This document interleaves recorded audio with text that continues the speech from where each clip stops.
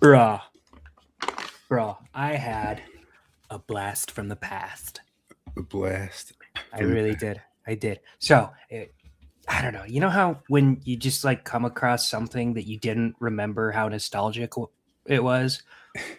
You know, like maybe a movie that you watched when you were a really little kid and then you forgot about it until now, and you watch it, you just feel that again. You tear up a little bit. You just feel like everything's going to be okay. Well, I don't know if you can see this, but I'm going to put it up to the camera there. You see that? Oh, it's your temple recommend.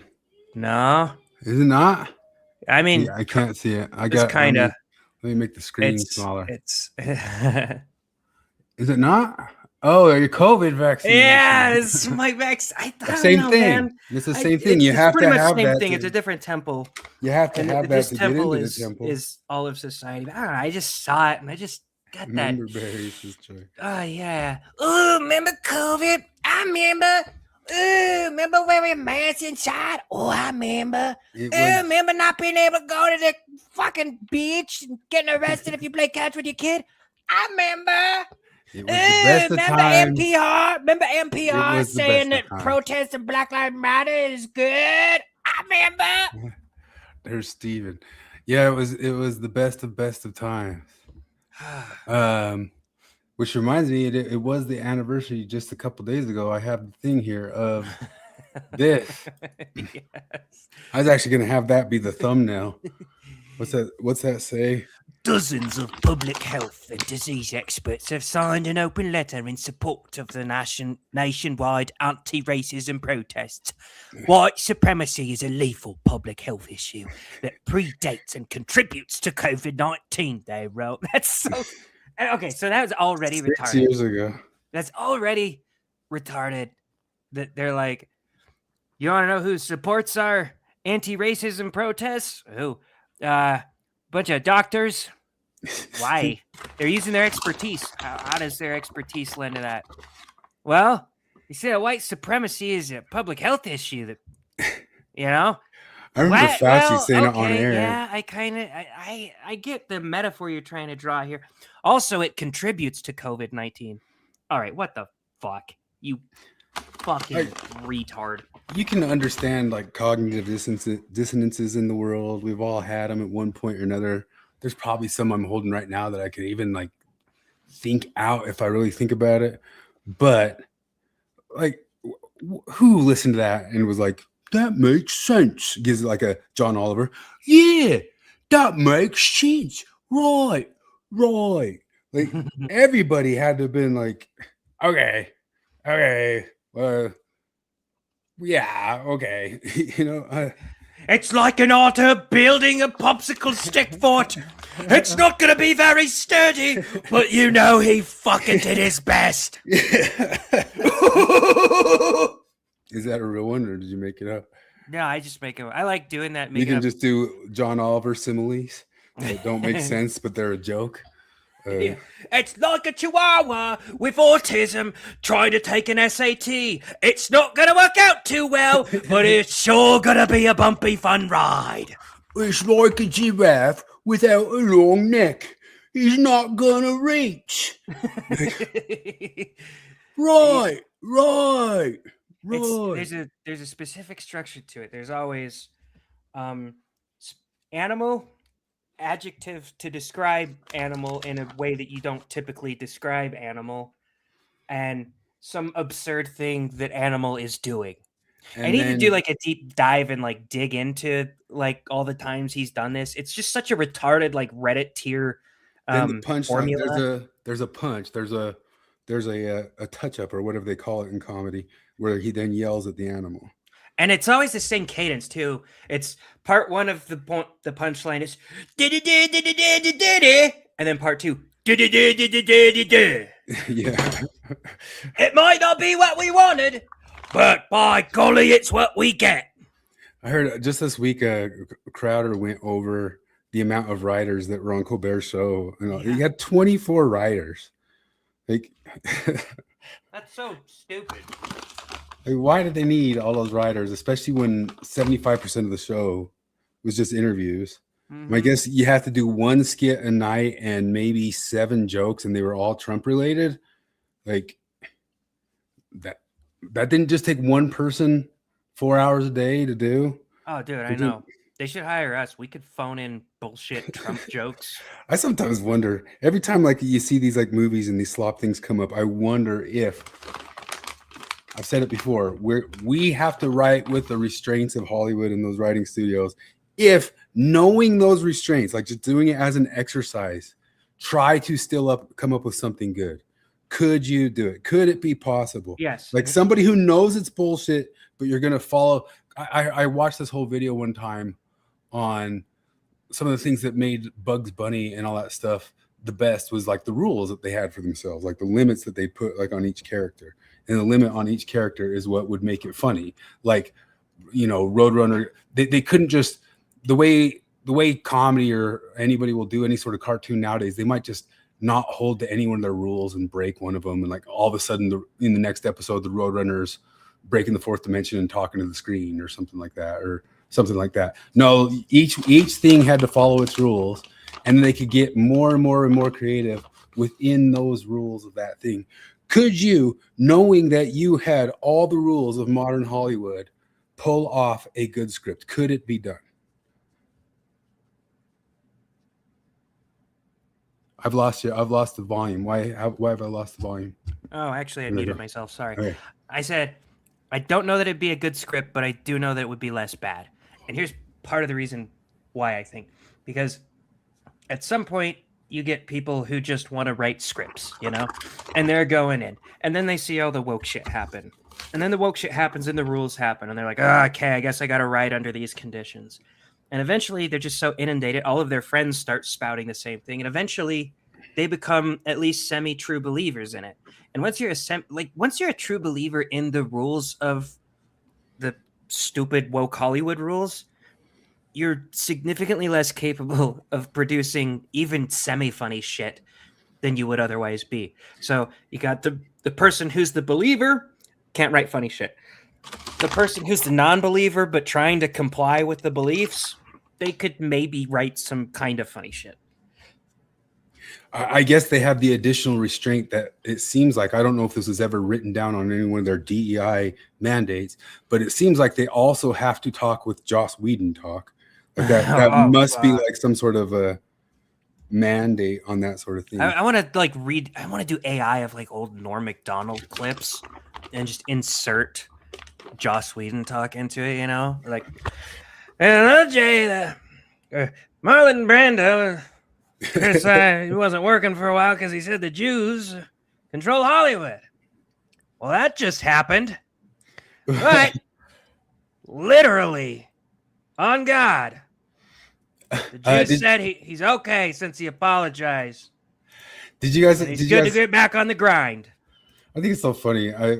Again, repeating old stuff we said, but I got to do the Corolla and stop announcing when we're repeating something and just start saying the thing because he never does. But so much of the stuff is like they announced to us in Hollywood from some TV show or from something that they're going to be giving us new, say it's in music, new Beatles. We're getting new Beatles or we're getting new Pink Floyd. And then they trounce out on the stage. I mean, South Park basically did the joke, but it is just a little bit different. If you think of the actual bands, they trounce out on the stage and go, here's new modern Beatles. We bought the IP and we're putting them out for you.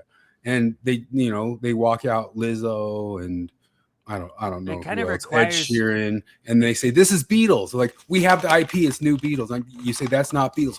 Bigot! And it's I don't know why it's not the same thing with the writers who are not those same writers. I know. Did you guys watch that Heathcliff short that I sent you? Oh no, I didn't. I don't think so. You didn't watch it? Let me pull it up.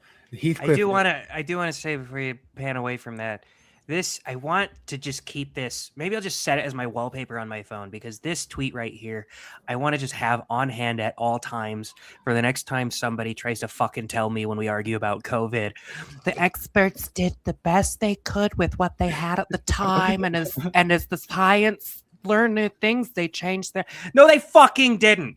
Okay, This they one didn't. None of them thought that that going to a BLM protest would be less of a super spreader event than going hiking with your kids. None of them thought that. Okay. I could believe that some of them thought, I don't want to fucking touch this, or everything's going to be a super spreader event. I could believe that, but this, no, fuck off. But there had to be so many of those people who were just enjoying the rioting because it became a thing.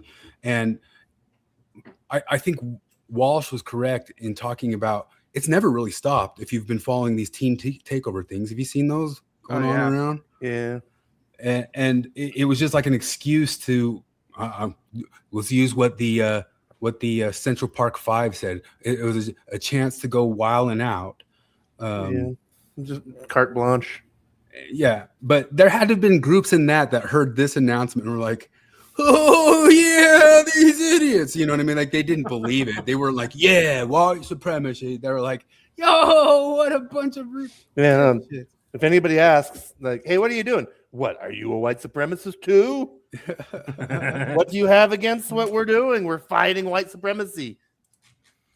I mean, it is so obvious that like, what do they said the same when those monkeypox are going around, if they were real, that we had to have pride marches in the middle of them or something like that? Well, no, there was one that was saying, well, we don't want to stop the gay butt sex orgies just because of monkeypox. Come, this is a gay pride pastime.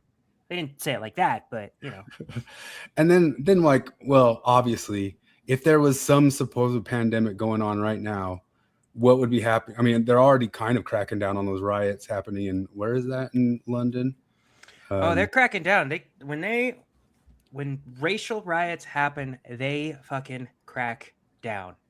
Now they do. They didn't like a few years ago, and they didn't yesterday, but today they're like, you know what? I think now that Whitey's doing it, nothing to do with him being white, but I think now that Whitey's doing it, we can start cracking down. Keir Starmer said we're gonna bring down the full force of the law. I know he's not Cogney, but that's the funniest. He said that for this riot? I remember he said it for like the Southampton riots, but he just said it for this riot too. He said it again? Yeah. Like the riots are retarded. Don't riot. Yeah, they are getting goofy. And like the riots are at very, very, very, very best unproductive. Like, don't do it. You're not helping the cause by rioting. But it does serve to highlight the outrageous hypocrisy of leftists. But hey, I just clicked over to Facebook and there's a rare onion hit. Oh, let me pull it up. Let me show this Heathcliff thing real quick while I pull the your thing up. I want to make this one for my normie friends, So this is Heathcliff. This is a thing the internet has known about for a while, but my wife wasn't aware of, so I wanted to share it with all of you. Heathcliff is a cartoon orange cat. He's kind of like the Hydrox to Garfield's Oreo, if that makes sense. He came out first, but Garfield's like way more popular, movies and everything. But Heathcliff, the newspaper comic, is actually still going, and the original creator retired and handed it off to his nephew. He's like insane. What I'm going to show you, this is an actual Heathcliff comic, single panel. There's no other panels. I didn't Photoshop, remove anything, okay? This is the comic. I prefer whole wheat bread. Now, if you don't get it, I do not. It just shows some right. Like here's Heathcliff. I guess he's on the job. He works in construction, maybe, and it's his lunch break. And he opens his, pail, and then his white bread sandwich, I guess, flies away. Is it because it's lighter? I don't know. That's why I guess the guy prefers whole wheat bread. And if you're like, what? Like the nephew, the guy who makes this, says he has an absurdist sense of humor, but I don't know. Like, check this one out.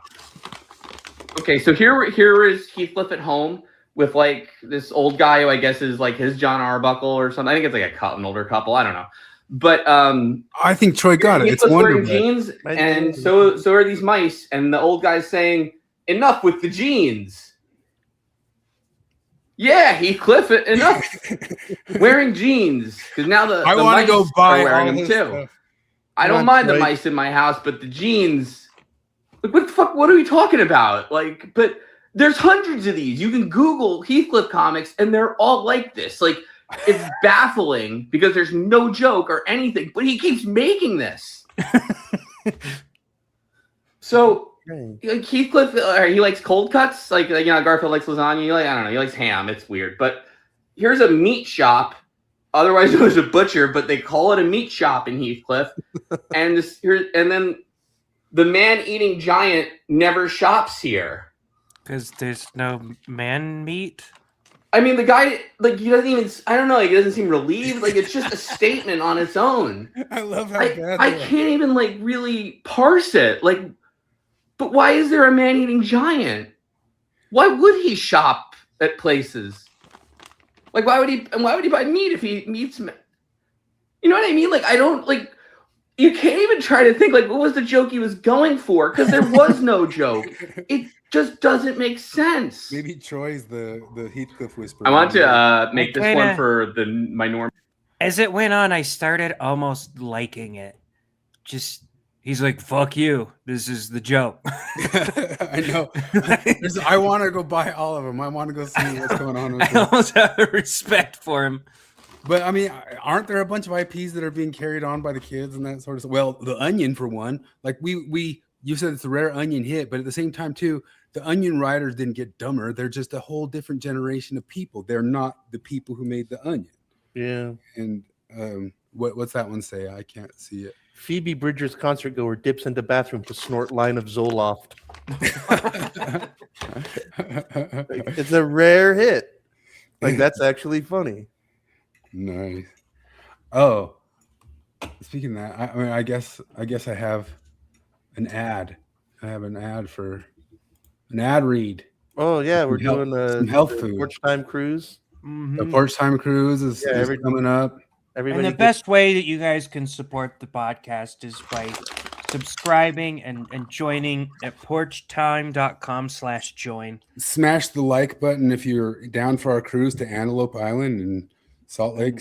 In the Great Salt Lake, we're going to be cruising to Antelope Island. You can walk to it right now, but we're not going on that side. And make sure to buy butt plug brand butt plugs using promo code I'm a faggot. And just, we appreciate your support. We really do. But we've also got a new sponsor for some health food. Here you go. Oldie bit of goodie. John gold medal in the decathlon. They're setting the bar at 7 feet. Here's his.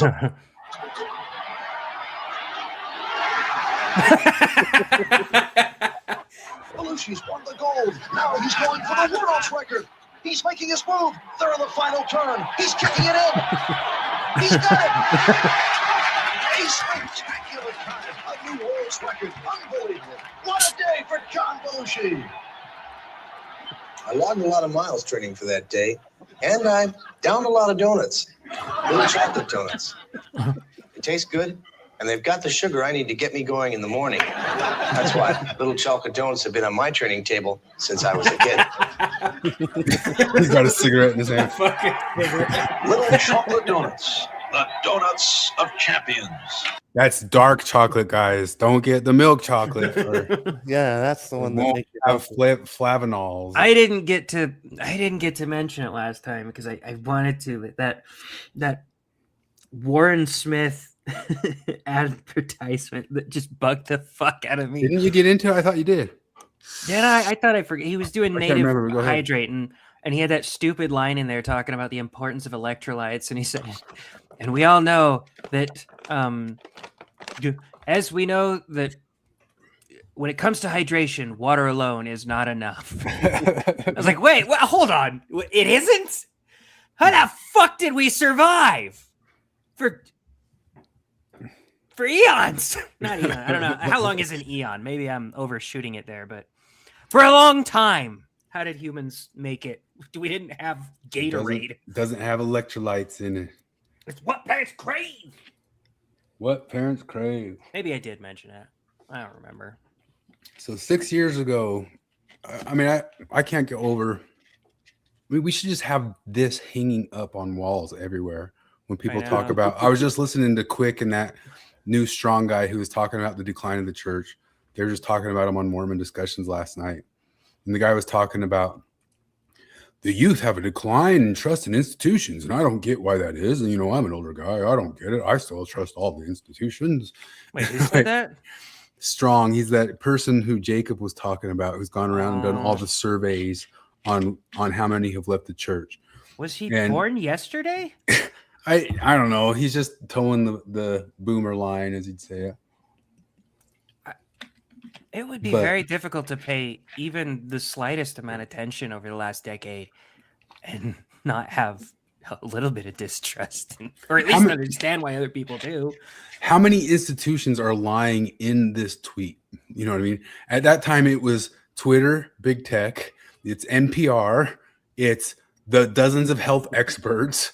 It's just in one single tweet. It's like the complete discrediting of 5 major institutions that I grew up thinking were sacrosanct, NPR at least. Man, if I get nostalgia for the 90s, I remember when NPR seemed smart. Like, do you remember that? Like, it's been so long that it was not only that, is like that was just the thought of the universe of what the world was at that time. And now it's been so long. I can't believe it's actually gotten to a point where I really have kind of forgotten it, that it was once revered. I had a brief moment of NPR being nice the other day, and it wasn't even for me. It was my dad, my Fox News watching dad. He's like, when I'm traveling, I'll listen to NPR sometimes. I was like, yeah, they're fucking absolute propagandistic tripe. And he's like, well, yeah, they are. But no, this one was not really about politics. They were talking about the origin of the word decimated. Do you know what that comes from? Like what it actually means, decimated. Dividing by a tenth. Yeah, I was like, I was thinking about it, and I was like, oh, you shave off it, or I was like, you shave it into a tenth of what it was. That's what I was assuming based on He's going to talk about like the wars, the Greek wars, and then or something. The Romans would kill 1/10 of. Yeah, no, that's I didn't realize it. It is shaving off by a tenth, but we use it to mean obliterated. Yeah. Which, according to Derrida, now means the new thing because it's been used wrong so long that now it's that, I guess, anyway. I mean, he's essentially right about that. Like, in this, like, if 2 people are together in America and one of them said, he decimated him, it doesn't mean, like, you know what, he beat him down to about only 90% of his strength. It's... Yeah. What did I just click on? Did you pull up cuck pornography? No, I clicked one. You know how sometimes like you click a screen and it suddenly turns into like all the code somehow? Yeah, it's cuck pornography. Oh, is that what it is? That's what it is. Back there. Did your OnlyFans profile get leaked? Oh yeah, the major OnlyFans leak, and they say it is going to leak people's content. So watch out there, everybody. I wonder if we're going to get any like big names out of that. If people are going to research it, didn't they find some people from the Ashley Madison leak? Yeah, I can't remember who, but the funniest part of that was. It was so unsurprising to find out, but still hilarious to have it confirmed. Is that like, what was it, like 2% of the women on that were actual people? Yeah, it was like nothing. Yeah. Wait a minute. You're telling me that there's not a whole lot of women who are on here just like looking to illicitly fuck randos who are cheating on their wives? Looking for guys who want to cheat on their wives. You want to know what today is? Today is the 22-year anniversary of Killdozer. Oh, jeez. His motives. Yeah. A moment of silence. This usually happens in military contexts and not on the streets of 30 p.m. The newspaper office, the concrete Catholic church. I was going to call it stream Killdozer, but I don't think you can put kill on this stuff. Killdozer is one of those things you feel like you have to say, no, don't do that. But you also, there's a small party that's like, they were fucking with him. Dedication. Yeah, you respect the ingenuity. Not only that, and the dedication, not only that, but also the fact that he killed 0 people except himself, and he like warned people and specifically tried not to kill people. Of course, he definitely could have killed He someone. took out a whole bunch of buildings, though, too. It might have been he your building. absolutely could have killed someone. He didn't want to. It's so funny, though. He was defeated by a basement. That's what got him? Yeah, because like he went to got smash up the stuck. building. He didn't realize that it had a basement. So when he killdozed it, the killdozer broke through the floor and he fell into the basement, and that's how he got stuck. Well, it's kind of like, I don't know. You guys have probably never read The Fountainhead, right? No. No. I've only read that shorter book that you recommended me. Anthem, yeah. Yeah. So, spoiler alerts for The Fountainhead. Howard Rourke, super brilliant architect, designs this awesome. I don't even remember. It's like a big complex of like houses or apartments or something. It's been a long time since I've read it, but then he finds out that like the government is gonna seize it and use it as, I don't know, subsidized housing or some shit. So he just blows it up. The whole last part is just his trial. I kind of have some. I kind of like that. She had a guy like that in Atlas Shrugged. He developed a new kind of fracking or something that could extract oil so much more efficiently, and then the government had a rule where he wasn't allowed to own his business anymore, so they essentially tried to nationalize it with one of their stooges, and they came to seize it from him, and it was just all on fire, and he had a sign there, "You want it? I left it to you just as I found it." I'm like, yeah, I get that, buddy. I get it. Have you guys been celebrating the... Hold on a second here. Oh, man, I had that saved somewhere else. Oh. He's sorting through his cuck pornography right now, trying not to pop it up on screen. Listen, if you want to go through my cuck pornography, it is in the leak. It is in the leak. No, I mean, I don't know why anybody ever would have paid for any OnlyFans at any time. That would be the most embarrassing thing in the world. I'm trying to think of, like, if somebody found out the Bearing episode today. Yeah, I did. Yeah, I actually have that right here. I didn't watch the whole thing. Did it get into some better stuff?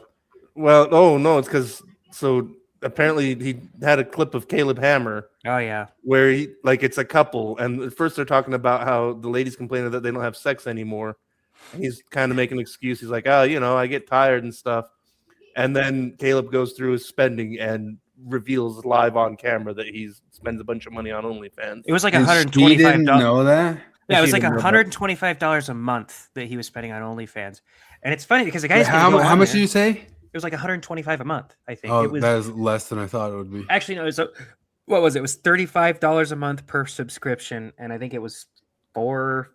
But then that was just running every month. Yeah, and that was just OnlyFans. He had some on Fansly or Fet. So I don't know, some OnlyFans knockoffs. Fat fans, yeah.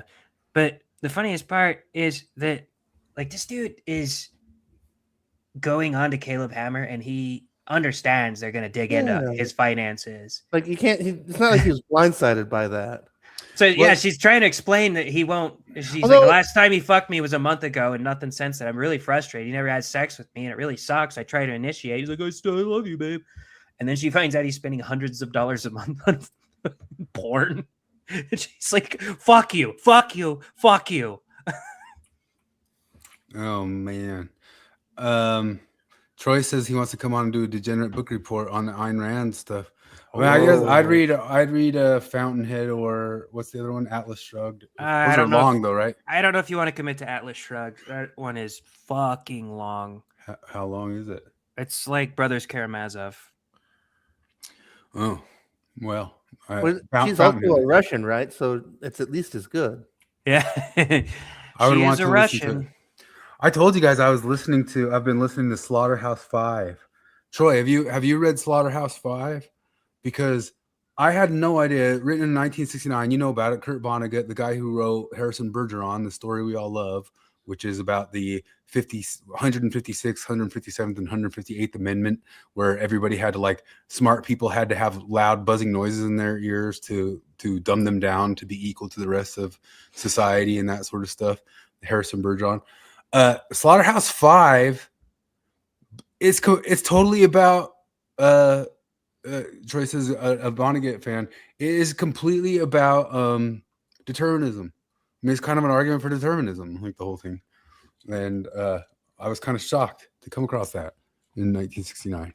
Because the whole entire thing is that everything's already happened and it's set in stone and it's already there in time like a mountain. And then you could travel to the different parts of your life at times, to the future or past or something like that. I bet if Troy came on for an Ayn Rand talk, Jonathan would jump on too. Because Jonathan has the exact, from what I could tell, he has the exact same relationship with Ayn Rand as I do.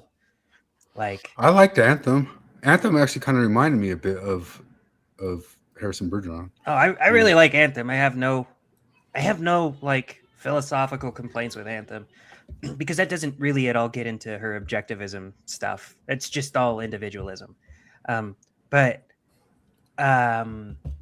Fountainhead and especially Atlas Shrugged really dig into objectivism, and sometimes it kind of like takes you out of the novel how on the nose the characters have to be in their descriptions of how the characters start giving exposition that is about Jesus, the final monologue from like the main guy is in the audiobook at like 1.5 speed. It's like 3 hours long.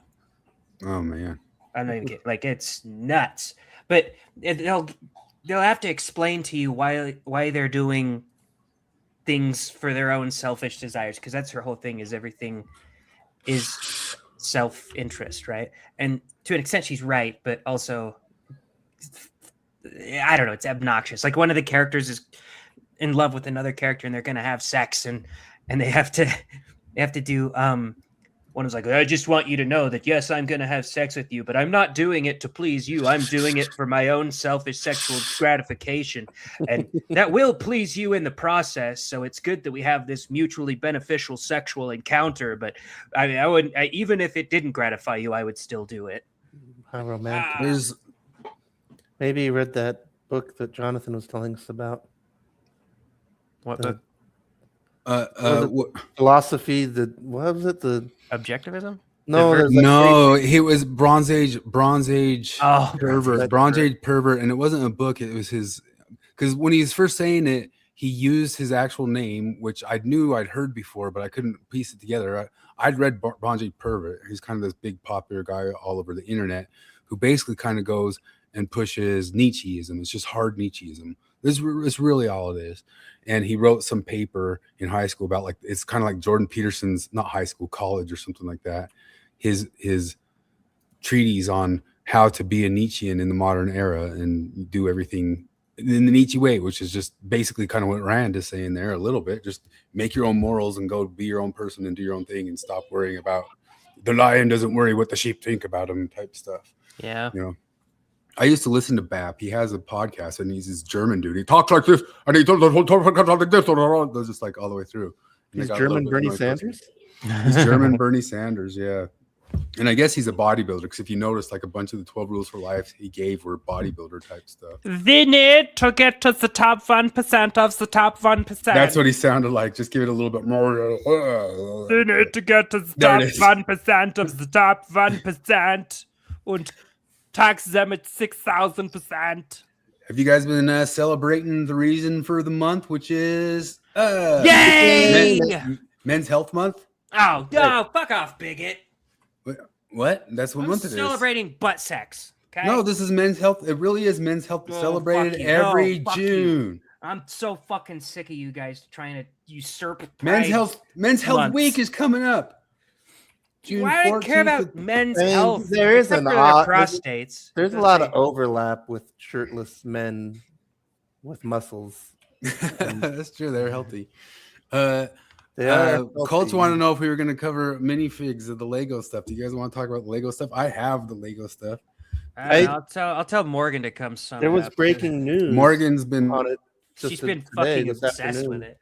Stuff, kind of more interested in a couple of the different channels who really kind of bought into like, did you see those base camp? The Wood Elves talked about the Wood Elves talked about it, and they just straight up said, "This is the reason why Mormonism is going down." Like, they just really kind of bought into it as a Mormon thing. People trying to say, like, tie it to Mormonism somehow, and like that just doesn't make sense. What are people talking about? I mean, it might be a little bit that, like, maybe those people who are scratching each other's backs are in the same ward or something like that, and that's how they know each other, I'm guessing. But I couldn't see like a police officer being like, "Wait a minute, you Mormon? Woo, let's help this dude out," or something like that. I don't know. I was actually kind of surprised. One of the most even keel takes on the whole thing was RFM. I'm not surprised that he's even keel, but he's just like, "This is a civil court case. Who cares?" Like, what are you guys talking about? If you listen to back on a Mormon newscast on Monday, it's like, what are you guys talking about? And he is obviously kind of aware that the kid making all the podcasts has all the opportunity in the world to sensationalize, and the other side kind of doesn't, although they've probably done some things wrong. Well, Morgan was huge into this because she's watched like every Reckless Ben video. She's been a fan of him for a while. And she showed me some of the stunts he pulls, and well, he kind of seems like he's Nathan for you. He's kind of like a he's scattered Nathan for you, kind of in that same vein. But it's like if Nathan for you had a baby with Napoleon Dynamite. There you go. But I feel bad because she keeps updating me on it. No, the Lego thing is this and this and this and this and this. I appreciate the updates. And I'll listen. She's like, "Are you gonna watch those videos?" Probably not. I don't know. The base camp guys called it the Tiger King of our era. They say it's that big and it's not going away. That sort of. I mean, I'm sure I'll look into it at some point, but yeah, she's. I am right now. I like with the different takes I've seen on it. It's a little bit like doubt, because like I watched a couple of things that just made it out that the CEO guy is pure evil and Reckless Ben is a shining hero of righteousness, and then like Dr. Grande is kind of like made it out like, well, there's a question about the legality of all this, but Reckless Ben is really just doing stunts and harassing people. So I'm kind of in right now. I'm in the middle. I'm like, I'm 100% sure that there's everyone's an asshole situation. I'm sure that there's some shenanigans on the corporate side of that stuff. When I look at the whole thing, Actual Justice Warrior, which I was surprised because he usually it comes out to throw a wet rag on sensational things. He's all about it. I saw him drop a video. I haven't watched it yet. He's 100%. He agrees with Morgan. Like, it's 100% in there. Well, it is okay. So one of the things I do, like, it's a little difficult to argue against the video that came out of the CEO just like begging them to arrest Reckless Ben. I don't know why they didn't. Like, that was kind of ridiculous. And then those cops did some stuff, and they like hid some of their body cam footage where they were kind of colluding to say that we can find a way to arrest them. Why did they not just give back the Legos? Or like pay them for them. They got to be able to eat that cost. And there's no way they could have seen this shitstorm being as big as it is. Colt says this guy looks like me. Colt, I'm gonna pull a Larry David with you and call that bigotry. That's bald man bigotry. You say we all look alike.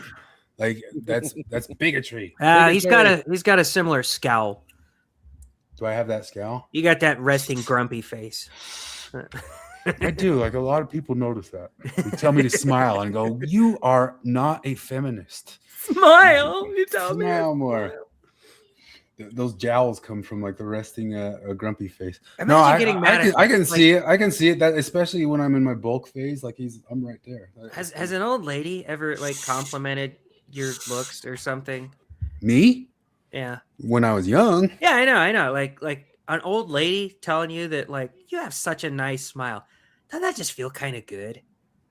Yeah. Like, imagine the conditioning you would have to go through to pretend that was an assault on you. Like an old lady comes up, you should smile more often. It's such a nice smile. If it's a hot old lady, that changes everything. No, that's only that way for men. It can be like, it can look like, I don't know, like George Bush Sr.'s wife or Barb or whatever, she could come up, hobble up to you and be like, "Hey, you have such a pretty smile. Aw, lady, could I carry your groceries to your car for you?" And I'm going to think about that. I'm going to tell people about that. She liked my smile. Do you think you'd... Sorry. Go ahead. No, go about ahead. Chris, though, like, would you look less grumpy if you just threw away the diet and got fat? yeah, you get. Well, I don't know. That guy's kind of chunky. Because I don't believe that anybody can be happy when you eat the way you eat. Like Chris was hanging out with the fellow friends the other day, and like he busted out his can of chicken and put some almonds in it, and we started joking about, like, 'cause for a while I've been joking about if I was a billionaire, I'd make the Chris Hanna's restaurant just as a joke, where it's like a full service restaurant, but it's just the shit Chris eats. So it's like, you know, so chicken à l'orange is a can of chicken with the diet Fanta. And chicken almond bean, like literally he literally just put dry almonds in his can of chicken and then just started eating that. Yeah, but and like, oh, it's chicken almond bean. Yeah, you gave it like a good name, and I was like, all I got to do is like reframe this with fancy names. Exactly. I don't understand why it's got to be canned chicken. It doesn't. Like, I'm lazy. I just don't know why. Like, there's all sorts of people. I mean, it takes extra prep time to cook well. Yeah. And not only that, you take all this time to cook, and you only have this small amount. I don't want to take a half hour to cook to eat like this much meat. But there are all sorts of gals who, like, you know, around Utah, the different women who are going to compete and all that stuff, they have all day. They'll spend a half an hour to make the perfect little, 5 bites of meat that they eat. I remember you saying about that, like, you know, half the reason that anybody eats protein shakes is because you get tired of chewing. It's just and fast, like no, but it's true. Like it's called diet fatigue. It's a real thing. I half-assed the Chris Hanna diet. Like I did it like 30%. I tried to do the Chris Hanna diet, and you get fucking tired of chewing chicken breast. Like it's just you get like I'm like, so I've been on this since you can gauge it back to the start of the Iran war. It's a hunger strike, I tell you.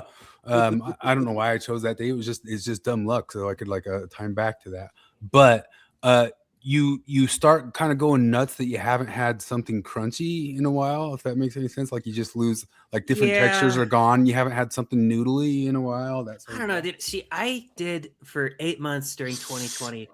I ate nothing but steak, eggs, bacon, chicken, and celery. Like that was, and I only drank water and black coffee. And the more it went on, oh, dude, it felt so fucking good. It was, and I never got tired of steak ever. I started liking steak more. It was amazing. But canned chicken, I would get sick of that by like day 1. So salty. No, the canned chicken's just laziness. It's just fast. I could put canned chicken on my like salad. That's pretty good. I would 100% rather a freshly cooked chicken breast, at any given time. I think part of that though has to do with you guys are like kind of, Flip is definitely a foodie and you're a little bit more of a foodie, and I'm just not. I'm not a foodie. When I go off this stuff, I get fat on the dumbest food in the world, man. Well, here's what I'm saying. I get fat on Maverick food. Because last Sunday we went to because Chris has been joining us for Breckers, which like on the one hand it's awesome because to have Chris everybody there, always feels weird that I sit there and I don't. But he just sits there, doesn't he? But like we went to this wonderful place in town that's an Uzbek Russian. Yeah, when I first went in, I'm like, what is this shit? And it's got a market. Oh, this is pretty cool. It's got a market attached to it, and like it just Chris was like I know that when I come off my diet, I'm just gonna forget this place exists and go eat Maverick. Because like it had this whole store on the side and it had so many little awesome foods that I wanted to try all of them. And I was like, this is where I gotta come, not to the Maverick whenever it happens. And then that time will come and I will go to the Maverick and eat the worst sandwiches in the world. Oh yeah. See, here's the thing. It's if I were in town and you guys were like, hey, you want to go to lunch? I was like, yeah. And be like, all right, so we go to Red Iguana or we go to Taco Bell. What do you want? I'd be like, which one's closer? Yeah. I mean, I'm totally like that. Part of the thing is I'm always running around. I still lift and stuff when I'm eating, and I still walk the dog. And so I don't actually get around to eating any food till 11:30, and nothing's open in Salt Lake anymore when when it's that time of night. And that is one thing. Was more open before COVID? Am I crazy? No, it was before the 2008 financial crisis. That's what made everybody start closing early Yeah, and not 'cause, staying open remember, overnight. And in 2005, nearly most fast food places in Salt Lake were open 24 hours. I also All remember of the being able to go to supermarkets were Smith's 24 at hours. midnight. Yeah. Yeah. The Smith's was open 24 hours, and then after it never came back after. I don't know, man, because for me it was COVID. Because before COVID, 24 hours there was Walmart, Denny's, every fast food in town, pretty much, except Wendy's. Wendy's wasn't, and like Chick-fil-A wasn't. But When's the last time you've been to a Denny's? I haven't been to a Denny's. they're pretty much all closing down because they're 15 shit. years. It has been a long time. If I would not go to a Denny's if you said because they're racist. There's a Denny's like 2 feet away from us, or there's the Red Iguana 60 miles away. Let's go to Red Iguana. But no, the only thing in town right now that are open 24 hours is Winco and Burger King. Nothing's 24. The Walmart by me closes at midnight. Yeah, no, so does ours. But like, out of all the fucking fast food restaurants, Burger King's the only one. That is the worst fast food restaurant in the fucking world. Burger King? Oh, absolutely. I would take it over McDonald's in a flash. I would eat McDonald's for 3 months straight and only McDonald's before I did 1 week of Burger King. No way. Their burgers are way less sugary, and that's all I need. They are, but they're disgusting. The thing is, I think this is another one of those situations where it depends on who's managing, like how well managed and staffed the places. Like I said, I learned that about Papa John's 25 years ago working at Papa John's, is that like if there's no reason Papa John's can't make a decent pizza. The reason that Papa John's nearly always sucks is that they treat their employees like absolute shit, and the managers are all overworked and don't care. And because like if you do everything right, like the biggest thing with why Papa John's sucks is that the dough is garbage.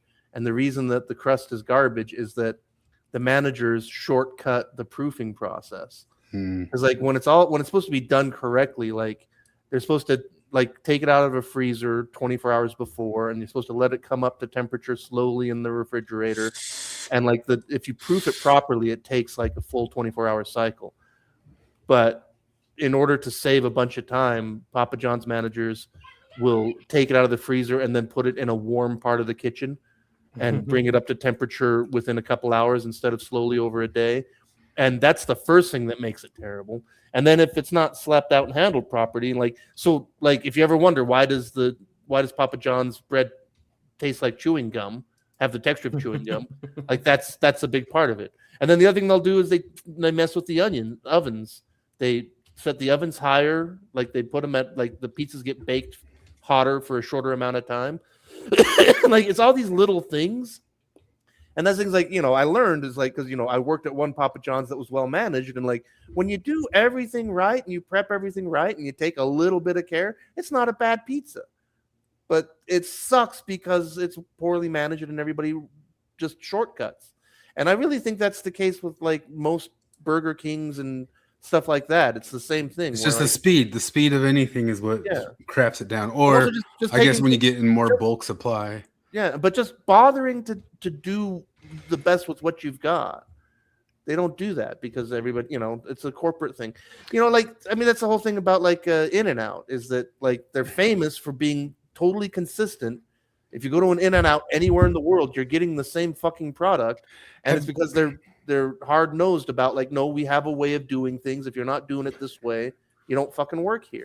I wouldn't be able to dig up the channel real quick, but there's like a whole TikTok channel where this kid's dad was a Japanese chef, and he would go buy Taco Bell and bring back the Taco Bell to his dad, and he would take it and recreate it just using the Taco Bell that he got and recreate it into a fancy dish. This is a pretty cool channel. So then these guys rant on the some of the nerdy shit we talk about. Maybe Jews and trans people, and now you've called out Mennonites for this because of the whole rape thing. Oh, the rape. Well, yeah, no, but that's different. I guess, the Catholics did attempt to protect. But anyway, I want to go and say that because now I've realized we've got a number of people who follow the religion who created techno-puritanism. So just sort of like as a Malcolm words of wisdom or whatever, like when this techno-puritan central organization is finally set up, the index, they're starting a religion called techno-puritanism. Of course. Tools for setting it up. One of its core roles should be policing the morality of members with ability to excommunicate for demonstrably immoral acts. Policing bad actors. It's not so much about policing morality as it is policing. So they're trying to like make the case that the church and the Mormon church is going to go down because they're not policing these two guys. Colt says that those two guys were mission companions or something. I could see two guys like that going and getting it. But I mean, right in it, there's a counterfactual in it when they talk about MLMs, because MLMs scammed other Mormons.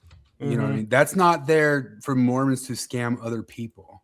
It's they were scamming other Mormons. But that does bring up a thing. They were talking about this thing, need for communities that punish bad actors. I was talking to you about that one of the things that causes, they were talking about this before, but they brought it up again today, but it causes community problems with these different identities. If those identities have somebody who is a bad actor and they won't give them up, they rally around the bad actor.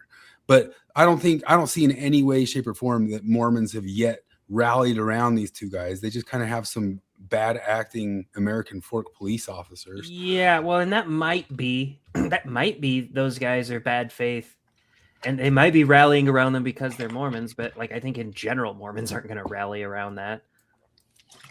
No, I mean, Ward Radio covered it, and they weren't defending the Mormons for saying this, and I guess they even found like some kid from the ward who went and tried to help fix the situation or something like that. But if they want the church to come out after 2 days after a YouTube video and excommunicate or it's bad PR, like they're not going to excommunicate because of this dude's video. I don't even know if the geriatric old guys are going to come across this YouTube concept, or even if they're told they'd even care or like move it all. But first off, there would have to be some sort of like criminal or civil conviction for the thing. And then after that, when they do excommunicate, we never know about it from the church's end. They don't put out a PR statement of who they've excommunicated or not. They don't do goldenrod. But I don't know how much excommunication they really do for. Do you think they've excommunicated a lot of MLM scammers? No, probably not. I have no idea. I wonder. Yeah. Anyway, I thought it was weird these guys jumped on it and took it as like a major case for proof why Mormons are untrustable, and they might be some of the most untrustable people in the world for the way they have in-group preferences like this, which I guess is fair criticism when we're sitting around doing it about everybody else as is going to come up with the stabbings. Although we've talked about the stabbings the past 2 weeks in a row, that really kind of popped off this week. But they released the body cam, so the body cam came off. I don't know if we want to talk about that right off, but I don't know. Bricks and figs. Any other thoughts on bricks of figs? I agree with RFM's take on it. It was like, I don't care. This is a civil matter. Should have just been taken to civil court. That guy's obviously doing some YouTube drama, and you can only trust that as far as it goes. And it does look like the American Fork police officers were pulling some weird crap, and those corporal guys are idiot corporal guys. They've done something douchey for sure, I think. But what I wonder if, like, because Leonard French mentioned that if the guy with the Legos originally, like, all he had to do was file a form with some government agency that cost $20, and that would have put all of this to bed beforehand, and it would never have been an issue. Like, if that was on file, it wouldn't matter if it changed hands or anything like that. He would have just been able to show that piece of paper in court, and that would have settled it instantly. But that's one of the things. Like, I'm sure, like, nobody knows that. It's the kind of thing you find out if you're a lawyer, or you find out now, when everything's come to this point. Yeah. Sundance announced their upcoming list of new movie creators coming out, and if you think stuff's getting better, it's not. let's see the group here. We've got choreographer at the intersection of moving images and moving bodies. Bulgarian Indian descent, raised in Sweden prior to the U.S. Her award-winning plays have been produced internationally. A software engineer and filmmaker, but I mean, not one of them's a white dude. Not that has to be there for them to write, but I mean, this is the Sundance lineup, folks, and it's all just stuff like that, like all the way down. That's. Do you think there's one good movie in the bunch that's coming out of all that? I don't know, maybe. Sundance seems to be kind of shit for a long time. That's the same place that that Pulp Fiction came out of, and now we're getting. I mean, the whole point, the purpose of Sundance is kind of obsolete. It sort of doesn't matter anymore because, like, you know, when Sundance was a thing, that was when independent film, like, it was really hard to make an independent movie. Now, fucking YouTubers are, you know, kids in COVID times are making their own movies. Cecilia Wheeler is a writer-director from Seattle, Washington, a graduate from Columbia University's Film MFA. Her works in Indian Paintbrush and the Sloan Foundation. You had me at Seattle, Washington. Palestinian-British writer-director working in political genre cinema. Chinese-American director and animator in her film. She explores topics of identity, obsession, and sexuality. Multidisciplinary artist. Glam persona, offbeat, uncanny words. Any hyphenated identity that you tell me that, like, I'm like, shut up. You remember, like, second or third season of South Park when they're making fun of Sundance, and I think it's Cartman says, "What? It's just movies about lesbians eating pudding." A sullen androgynous teen falls in with a group of skate punks after being misread as a boy. Androgynous teen. Oh, fuck off. Wait a minute. A comedian, a trinket collector, and a recent graduate from a trinket collector. That's a job now? How's that a fucking title? I don't know. A Somali American filmmaker. Forrest would be into that one. A Somali American filmmaker whose story is focused on unearthing. Abu is a high school senior torn between pursuing a professional career as a comic artist or making his immigrant parents proud by attending an Islamic university. I want to watch everyone. Understanding, they're like, Yusuf, we love you either way. South Korean-born filmmaker based in Los Angeles, recipient of the 20th Peace Sloan Award, USC. Berkeley, somebody from Berkeley. Won screenwriting contest. Awesome. Someone from Bogota, a Colombian American filmmaker. That's two from Colombia. Gender questioning 11-year-old and his girl doppelganger consulate around the failures of NASA's. Fuck off. What? Gender question 11-year-old? This would be good films, man. Yeah, they all sound great. Well, we got that to look forward to. That and He-Man Masters Universe is coming out. Yeah, I've heard Shad. Apparently, Shadiversity loved it. Yeah, and then Disparu called it. Well, I mean, I guess something about it is I didn't realize this. They're kind of treating it as like the second, like the follow up to Barbie because it's another Mattel toy, and some of the writers of it were the same writers from the Barbie movie. Which I don't know if that bodes well, but Shadiversity loved it. Oh, look, God asked, which famous person completely lost your respect because of their political views? Jared got asked that question. What was your answer again? You said... My answer was J.K. Rowling for being a TERF. Who the hell would be a feminist? Stephen Hicks posts, first they came for the epistemology. We don't know what happened after that. I just want to do the... Do you remember this part in Spider-Man? I don't really remember it. We got to do some Macho Man here with the... Bone size, ready? What up there? Staying away from you. That's a cute outfit. Did your faggot husband make it for you after molesting children and doing drugs? I hate gay people. Okay, so that's funny. Do you remember when that, like, there was like Washington Post articles on how this didn't age well, because he just says, "Did your husband make it for you?" Sam Raimi's Spider-Man was rather homophobic. Yeah, that's hilarious because that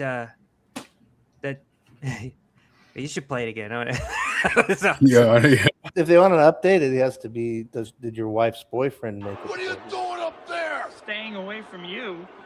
That's a cute outfit. Did your faggot husband make it for you after he finished molesting children and doing drugs? I hate gay people. Oh my god! Did you guys listen to any of that Dan Soder and Will Sasso thing doing the Andre the Giant, and they took Andy Rooney quotes and they were doing them as if they were Macho Man Randy Savage. I didn't see that. A lot of times you send me stuff and I'm at work and I never get back to it. Andy Rooney quotes. That's hilarious. Yeah, I'll see if I find that part there. But first, I wanted to show you the if you didn't watch it, they imagined Andre the Giant going to the RNC. Hold on a second here.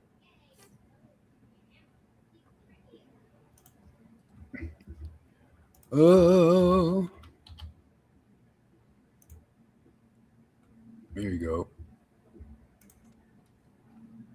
He was the best of all time. Sure. You know, like, I get worried if Andre would have stayed alive too long. That was the joke I was doing for a while at stand-up, of like him at the RNC, just before Andre being like, I don't like Mexicans. I don't like them. The food is spicy. It's my Tommy. It's Andre, anti-Mexican Andre. And only like 305 pounds. He's lost weight. He's like all thin. The Ozempic. Yeah. He's like, Ozempic. He's got a fake lipped. Yeah. Like, you know, that like MAGA face lady next to him. He goes, my lovely wife is right. Not too many Mexicans coming. My wife, Linda Loomer. Now she's going to get these teeth done. Oh my God, the perfect teeth. The veneers he would have had. How you like my hair? It's just like Donald Trump. I love him. He is my friend. He's my friend. His giant hand on Trump's shoulder. He pulls apart. He's wearing the fucking the tooth fucking the sport coat with the pink shirt with the tit sweat. Let's go to the Rooney stuff here. Doing this, so I have a bit where my friends are like, stop it, it's not funny, which is Andy Rooney from 60 Minutes. Yes. And I would read like anything, but you do it as Andy Rooney. Yeah. Like you read Chicken Soup from the Soul or any, road signs. I don't understand. I don't understand. But why do people always park where they're, if you parked on the street, you wouldn't do that. But 60 Minutes head, this is right down my lane. But I just picked out an Andy Rooney quote. Oh, that's great. I've had quite a few complaints lately. Yeah, people don't like it. No, they don't like it at all when I complain about things. They say I haven't complained about anything lately. So tonight, for you complaint fans, I have a complaint. Yeah, I think we need to do. We could easily do Hogan and Macho doing Andy Rooney quotes. Yeah. Oh my God. Everyone wants to live on top of a mountain. Yeah. But all the happiness and growth, it occurs while you're climbing it. Yeah. Tell 'em, Hulkster. Well, let me tell you something, dude. It's paradoxical, brother, that the idea of living a long life appeals to everyone. But the idea of getting old doesn't appeal to anyone, dude. Wait, was that supposed to be deep? Hang on, was that supposed to be deep? It's Andy Rooney. Did you ever listen to Andy Rooney quotes? He used to end 60 Minutes, which 60 Minutes is getting all cleared out, and that's because of evil Trump. He would just kind of give like complaining things about kids these days and their. Well, okay, but that quote, It's downright paradoxical that everyone looks to live a long life, but nobody is excited about getting old. It's not paradoxical that you want to live as long as you can. And if they're like, yeah, the last 10 years are going to hurt like a lot. You'd be like, well, I mean, I still want to live. I'm not going to like that. I'll still wish I was 20 and living. That's not paradoxical. The very first quote I came up with, Andy Rooney, is, yes, we praise women over 40 for a multitude of reasons. Oh, yeah, we praise women over 40 for a multitude of reasons. Unfortunately, it's not reciprocal. For every stunning, smart, well-coiffed, hot woman over 40, there's a bald, paunchy relic in yellow pants making a fool of himself with some 22-year-old wait. That's the first quote that comes up from Ladies, I apologize for all these men who say, yeah, why buy the cow when you could get the milk for free? It hurts my throat. Here's an update for you. Yeah, nowadays, 80% of women are against marriage. Why? Because women realize it's not worth an entire pig just to get a little sausage. It doesn't totally work either, because the reason that women go for men isn't because of the sausage; it's because of the pig. Flip, you have a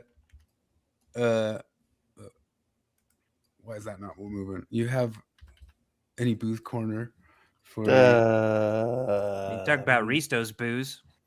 Oh, I'm just jealous. Risto went to England and got to drink delicious English beer. Makes me raging. That's a good one. Yeah, Flip got jealous specifically about how low the alcohol content was. Yeah, like, because he got there and he's like, what kind of beer should I get? And I'm like, find a mild brown. And he immediately sent a picture of a mild brown ale made in Worcestershire, I think, somewhere, and it had 2.8% alcohol by volume. It's like, wow, what an amazing thing. You can't find on top of the slop.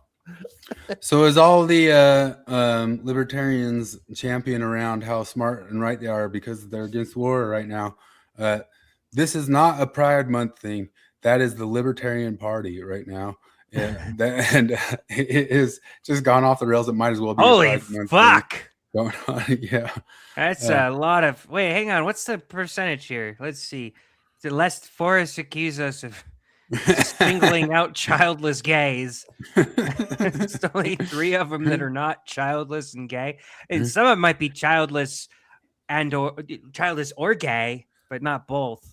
I don't know. I guess the head of it too has like a string of felonies behind him for something.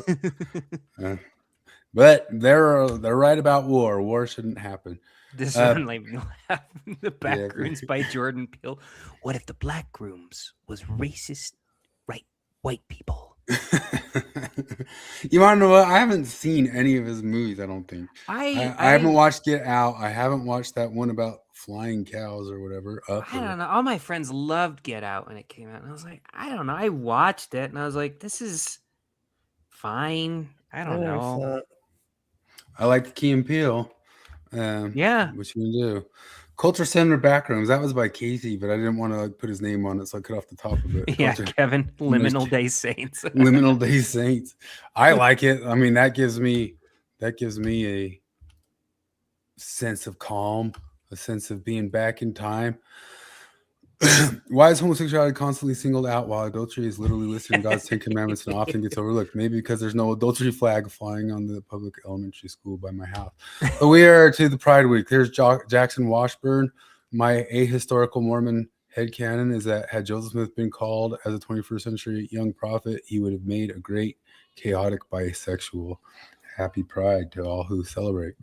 Okay, if there's a lot of things you can accuse Joseph Smith of, but not liking pussy is not one of those things. Okay, Joseph Smith liked pussy. There's no evidence that he had sex with any of those women. Okay, maybe he was gay. If he married all those women and you can convince me that he didn't have sex with like most of them, I'll be like, yeah, maybe he was gay. Maybe Jackie's right. There's the paradox. There's the paradox for Brian Hales. If he is right about the number of women Joseph banged, then Jackson is probably right that he was gay. All it would take is like debating with Jackson for him to be like, no, he banged every one of those chicks. He banged them all. It was a poon hound. What are you talking about? If you have access to that much poon and you don't go for it, it's got to be a little bit gay. Communism's gay. Queer liberation is an integral part of our societal revolution. There's no room for bigotry within the movement. You can buy this poster and move on our website. Communism is gay. All right, tell that to Che Guevara, but also, yeah, we know communism's gay. We've been saying it like all the time. You see Rod Strickland, the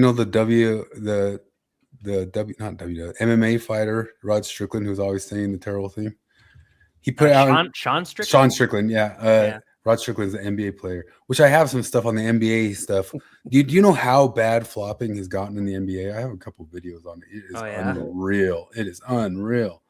I'll get to that in a second. But Strickland put out an AI video of him beating up Dylan Mulvaney. Was it that or Lily Tino? No, it's still. Oh, I saw one with Lily Tino. What is the same one? I thought they said it's Mulvaney here. No, there must have just been multiple. Because yeah, that is Mulvaney.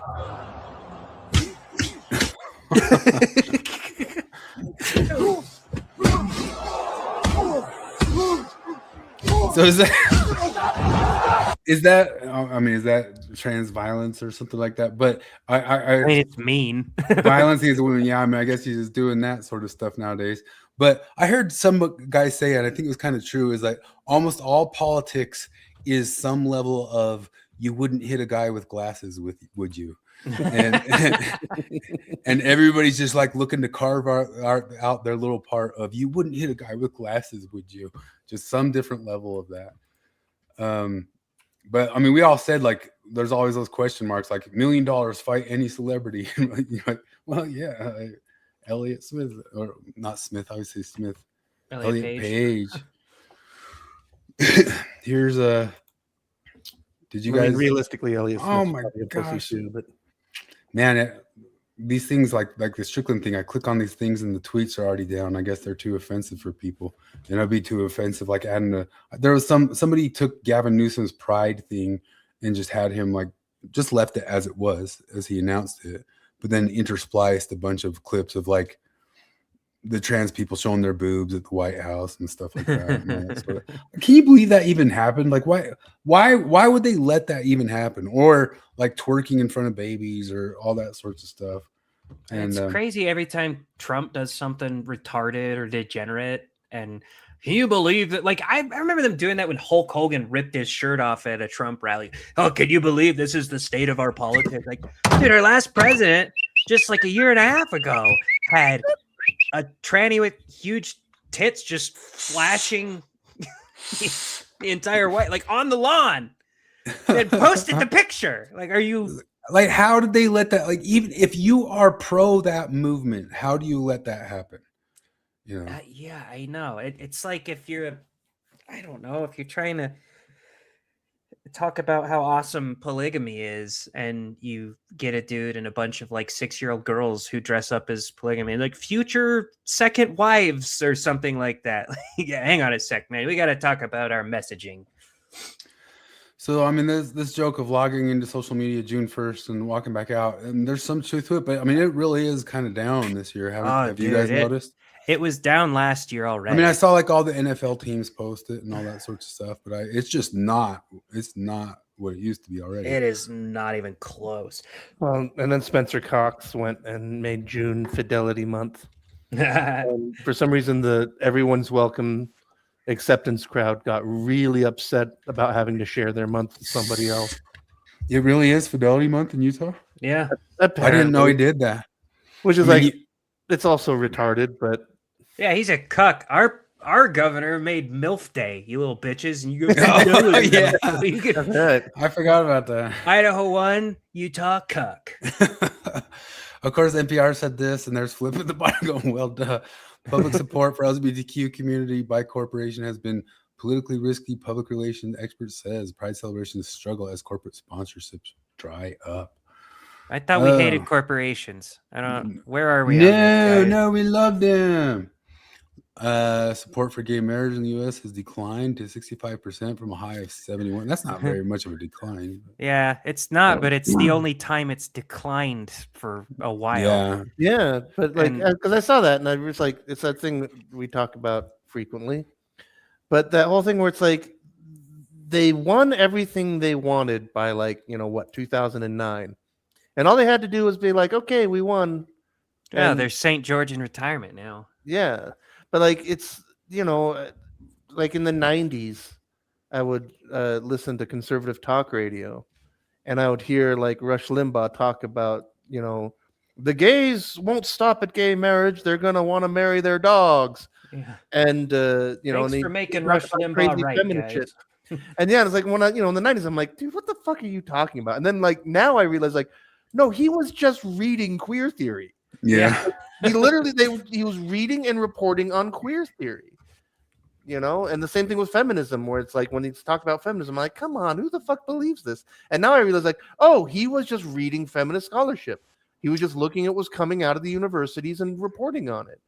Well, this gal here has been talking about it. She went to Columbia for the literature degree and had largely the experience that I had, although it kind of came at her faster because they're even more brazen with it, going into literature school. And she went in naively nowadays. I don't even know how you go into it naively. I mean, I get why I did in 2002 or 3, but she had no idea. She thought she was going there to read books, right?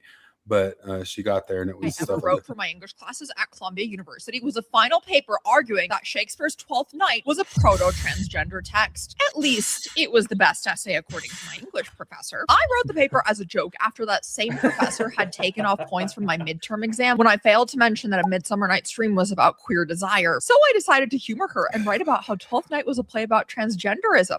And I got an A+ on a paper arguing that Twelfth Night is a proto-transgender play. It is no secret that English departments across the country have become absolutely ridiculous. But how did we get from the tradition of humanistic inquiry to Shakespeare is writing about transgenderism? I have many theories, so let's dive in. My name's Lisa, and you're watching Pens and Poison. She's got a good channel, kind of like what's our other gal? I can't remember her name. Cassie. I think second writers, 2 writers, something like 2. No, I would understand if like there was a school of Mormonism and you go in there. I would understand why they wouldn't grade a well-written paper on why the Book of Mormon could not have happened, as well as they would grade a poorly written paper on why the Book of Mormon definitely happened, because they're a religion. But there's got to be like some sense of objectivity. When you're writing a paper in a lit class, you would think that the grader of that paper would have to sort of put her opinions aside and be like, this was a really well thought out argument for something I don't agree with, but you did the margins correctly, which for some fucking reason, that's something we got to learn is where the fucking margins are. You double spaced it like I, When I was a youngster in classes like that, when I was first exposed to them, they would present those things like some sort of thing that this was a paper about trans or queering or whatever. They would present them as if that were sacrosanct truth. You know what I mean? Like they discovered it or wrote it or that. And you get now that they're just doing the thing. They're overlaying their ideology onto the thing. As a young kid who'd never been exposed to that stuff, coming out of Utah, I was so confused about how can they say this? Like, how can they say that they know that this is what it is? Like, I was just baffled by it. I was just sitting for a while. And at the same time, too, had trust in institutions at that time. So I thought it was me. It was like something to me, like, how do I not see? How are they able to know? How are they able to know what this person was doing and writing and thinking and coming up with? And how would they be thinking about this thing that didn't seem to actually be an issue or some sort of a angle for another 200 years? Like how are they doing this? And how are they allowed to just announce it, And I'd read all the words and it was before I'd looked up every word on what it meant by, Foucault and Judith Butler and all their large stuff. And I assumed like all their big writing and all the words for that somehow proved it. Like the proof's right there. It all looks like X's and O's to me, but I guess there's a proof in that paper right there. Yeah, no, they probably. I'm missing something. Yeah, that's a reflex that I have that it works out well sometimes. I must be missing something here. It makes me seem reasonable in situations where I am missing something, but there's a lot of times where, oh no, this guy's just fucking crazy. I've talked about it before because there's the Straussian type of reading philosophy, which is everything. Anybody who's written on a level that you're reading it, they must be so good that there's something sacrosanct that you should take it almost religiously. Yeah. But then there's the Nietzschean style of reading, which is anything you come across, you start from the point of what's this idiot on about? And in both those cases, like the Nietzsche case, you can kind of, well, I sort of see this after a while, or the Straussian case after a while, but I have some criticisms type deal. But if I had been exposed to the Nietzschean way of stuff at a much younger age, instead of like facing the world credulously as a kid, life would have been so different. Life would have been so different if I just approached everything back there like, what's this bozo on about? And it would have saved me a lot of time and confusion. Talarico eats meat, and well, I guess he's not eating meat. Isn't he like a vegan now? It's got to be Beyond Meat, right? Because he is an avowed vegan, isn't he?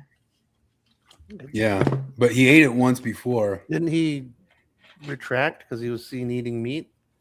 Oh, is that what it's for? Is that what that picture is for? So he retracted. He's dating a vegan though, because he's actually dating a girl for real. Yeah, he's dating a girl. She goes to another school though. She's from Canada. Ew! No, yeah, shit. You should not be allowed to run for office.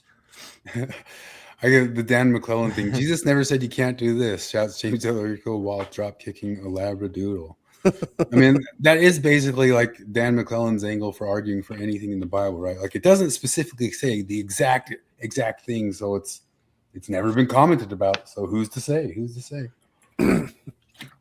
Democrats' hopeful average Texas voter wants to ban steak and think God is gay. Pride Month. There's the Utah Mammoth. They're getting in on the Pride. FYI, if you're the kind of person that complains about Pride Month existing, you're the reason Pride Month needs to exist. Sincerely, a straight guy who knows I have privilege being born that way because no one questions who I love or marry.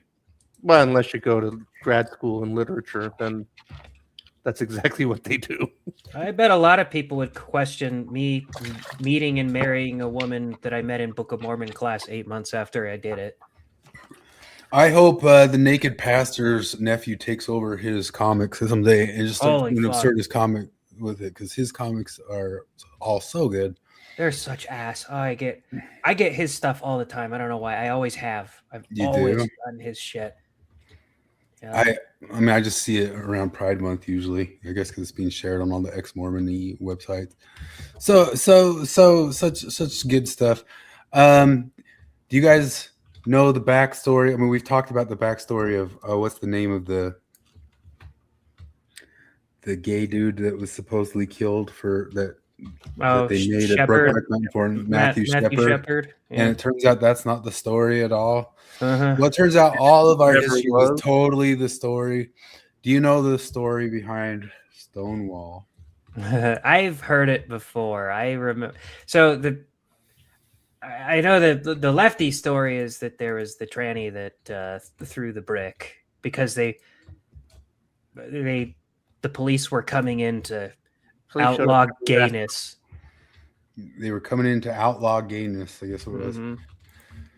Yeah, this is John Doyle. He's a bit of a spurg, but we'll see what he says. Pride Month is even in June is because of this event called the Stonewall Uprising, which took place in June of 1969. And essentially, we hear the same tale now every June. A bunch of brave gay people, trans people of all different colors rising up at the Stonewall Inn, a bunch against bigoted police for harassing them for being different. And it's presented now as the spark of the modern gay rights movement. Love is love, bigot. Yeah, like none of that's true. The Stonewall Inn was not some like harmless dancing club for downtrodden minorities. No, like this was owned and operated by the Genovese crime family who ran it basically as a cash cow. So they paid off the police to look the other way while the bar operated without a liquor license, sold drugs, had no running water, literally let the toilets overflow constantly. There were not even fire exits. Like this should have been shut down as a matter of public safety by itself. The real reason the police raided the bar in June of 1969 had nothing to do with people just being gay. The mayor was cracking down on illegal booze, and the inn was known for that, along with other crimes like prostitution. Also, many of those prostitutes were underage. Many of the boys working there were like runaways, homeless teenagers, and some of the patrons were there to have sex with those minors, and the mafia was making money off the whole thing. Even now, Time magazine lauded Stonewall for the century. He's full of shit. That is very uncommon in the gay community. It never happens, right? I wonder though, because there's a classic era Simpsons when Homer gets thrown out of Moe's bar, and so like there's like a bunch of scenes of him trying different bars, and there's the thing like where he's in the lesbian bar and he goes, "Hang on, there's something weird here. This bar has no fire exits," and now I always just thought that was just a joke about him missing the fact that it's gay. You think maybe they're talking about the real thing? I wonder, is that an actual thing where Stonewall had no fire exits, which is one of the reasons the police were there? Like I put that together. I wonder if that's actually what's going on there. He claims it is. I mean, or maybe it's something that, because I mean, I just like any sort of thing on the internet. I mean, I guess this would be worth looking into more because everything nowadays is like rethinking history. But then it turns out that so much of like the leftist history wasn't the case or wasn't the full truth of the situation. But okay, so when the police showed up that night, they weren't just being like meanie homophobes. Like they were raiding a criminal operation which just so happened to cater to gay men. It's funny too because I guess there's been a lot of fighting recently between gay people and trans people because trans people keep trying to claim that they were like a part of this when in reality it was just like one gay guy who was cross-dressing, and a lot of trans people are actually just gay cross-dressers who commit to the bit, but we'll discuss the science behind that later this month. But yeah, like Marsha P. Johnson, who now has a state park in Brooklyn totally in the spotlight because of this event. Yeah, he admitted on camera years later that he wasn't even there. This was not an isolated case. The same pattern existed at other gay-friendly spots in that era, like Compton's Cafeteria in the Tenderloin district of San Francisco. That was another location tied to underage prostitution and drugs. In 1977, police in the Boston suburb of Revere raided a house where gay men were luring underage boys with video games and drugs specifically to assault them. Cannot forget either that one of the very first demands to come out of the post-Stonewall gay rights groups was the lowering of the age of consent. The 1972 National Coalition of Gay Organizations platform included, quote, repeal of all laws governing the age of sexual consent. So the sanitized version of Stonewall being this like freaking epic uprising, that exists specifically because activists need a clean origin story, whereas the actual story involves mafia exploitation of vulnerable teenagers, open drug dealing, and a movement apparently openly centered on the rights of adults to have sex with minors. And then when the police were like, no thanks, minors, they just like freaked out, threw bricks at them. I can see why that history would be inconvenient. I could see why one might want to erase it, but the truth is the police were just raiding a dangerous, illegal business that preyed on people, and pretending otherwise just plays into the agenda. Okay, bye.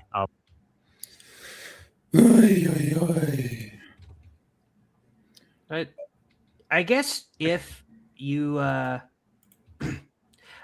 I guess if you've bought into an ideology that teaches you that everything about society that you don't like is an oppression against you, like everything they tell you can't do is not only oppressive but just morally wrong, you're gonna get a lot of people in there that want to fuck kids, and so they're gonna obviously naturally they would apply that to that argument too. Like the fact that they won't let me fuck kids is because they oppress me. That's the only reason. It's because they hate me. I mean, that's Michel Foucault. Yeah.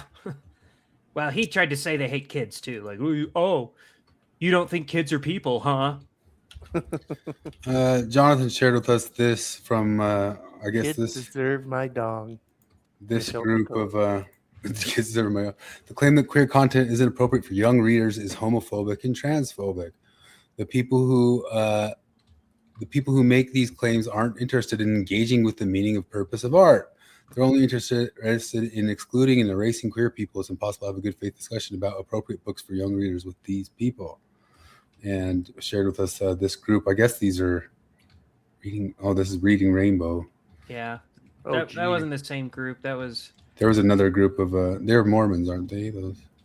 I don't know. I don't know if any of these books have the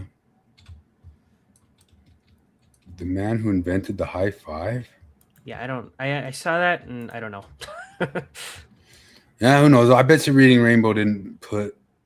I mean, you can't guess, but I don't think that Reading Rainbow put in any of the books about Butt sex. Butt sex, yeah. No, that was just indoctrination stuff, I think. So, harmless. I hope. I mean, I hope it's just that It's stuff. indoctrination without porn. Once they get to be like 10, then they can read indoctrination with porn. It's education. The Mhm. trans lawmaker said so. Oy, oy, oy, oy. Well, these guys are 95% do not believe that an embryo is a legal person. Now, the embryo is biologically alive. That is certainly true. But being alive no way. are two different things. And that's an important distinction to make in these conversations. So the reason I think you have a lot of pro-choice people who push back against the idea that abortion is immoral is because they believe that it is not. That in these situations, when there is an unwanted pregnancy, it is moral for a woman to be able to control her own body, or any one of our neighbors with the uterus to be able to control their own body. A neighbor with the uterus. That's been the phrase he's been doing, the neighbors with the uterus type thing. And it's so gay. It's all so gay. Like, it's so like, it's Mr. Van Driesen, from Beavis and Butthead. They're one of their teachers, or their main teacher. It's just him. He's the person that's ruined everything. There's a lot of teachers like that. They almost every show with a school teacher and it has one of those guys. It's all right, students. We need to talk about this applies only to our neighbors with uterus. Oh, we've got our friends experiencing houselessness. Yeah. I don't know if this whole debate. Tweeting posts that were mocking J.K. Rowling for the idea of defining a woman by biological female traits. But we kind of, you stand by that. Yeah, that I stand by. Again, this is my duality here. I do not like anything. I do not like what J.K. Rowling has to say, honestly. Okay, well, let me pull up that post that J.K. Rowling actually said. Being biologically female means having a body that is observably organized to produce large gametes, eggs, as opposed to a body organized to produce small gametes, sperm. A woman is female whether or not her eggs have been fertilized or not. A man can never be female. And that was in response to a post that said, your daily reminder that trans women are biological women. The term biological woman is made up by anti-science folk who want to other trans women. If you think that being female is strictly about the ability to get pregnant, you will invalidate cis women as well as many who aren't able to do so. So that was the original post that JK had responded to. Then you called her clinically stupid for that statement. What do you think? You stand by the idea that it's clinically stupid to define female by reproductive orientation and biology? I don't deny biological sex exists or that reproductive biology is real. Humans are the fuck you don't. Is this legitimate? And where I disagree is that the idea that gametes alone settle that debate itself. Well, I don't think J.K. Rowling thinks it's only that. And I think from what it sounds like earlier, you were saying that you don't deny biological sex exists, but you think you can actually change it. I do. I think that, again, this is what I think and how I believe it is that, yeah, you can, through the hormones and through medical transitioning, that I feel that I am a biological woman. I am biologically a female, even though I don't produce those gametes. But you're not, though. You were born biologically male. I was born biologically male, yeah. And your genetics are male. I believe that's not my case. You believe that you're not genetically male because no, I believe. Sorry, I believe I was born genetically male. But are you? Yes. And you acknowledge you are still genetically male. Reluctantly, yes, but I believe that I am. See, this is the issue. This feels way more like an emotional problem. This seems more like an emotional problem, and I'm not trying to be mean because no, and I'm you seem like a nice enough person. You really do. And so there's some debates where I could come on here and really kind of be mean. I don't want to do that here. I feel like this stems from something maybe a little bit deeper, just with you. I'm not a therapist, but if I could kind of LARP as one for just a second, I think you have maybe an issue with integrating aspects of yourself and looking at yourself as a whole person. For me, I don't have an issue integrating the fact that I'm male into my view of myself and who I am as a person. My childhood, where I come from, and what I still am is a part of my journey, just like all of it is, and what's to come is a part of my journey. And I feel like when you sort of deny parts of who you are, whether it's your biological sex, whether it's things you may have done in your past, whether it's whatever, you can't deny reality because you end up living in a way that doesn't make sense. I mean, you yourself acknowledge that you have a cognitive dissonance on this issue. And if we have a cognitive dissonance, it means we're not seeing things clearly, which definitely means we can't go and argue for things clearly and coherently. It definitely means we can't go out there and suggest policy positions if you yourself admit you have a cognitive dissonance on how you see this issue. Does that make sense? No, it does. I thank you. I appreciate that. Appreciate the feedback. That was sad. That actually bummed me out. I felt bad for that dude. Like, not enough to call him a chick, but I felt bad for him. Anyway, I don't know. Like, it reminds me of ages ago. One of the groups somewhere, Jackson Washburn, either he posted or somebody posted like some long Jackson Washburn pseudo science, you know the stuff he posts about his queer activism and Mormonism and all this stuff. And I just commented with TLDR, he wants to do gay stuff.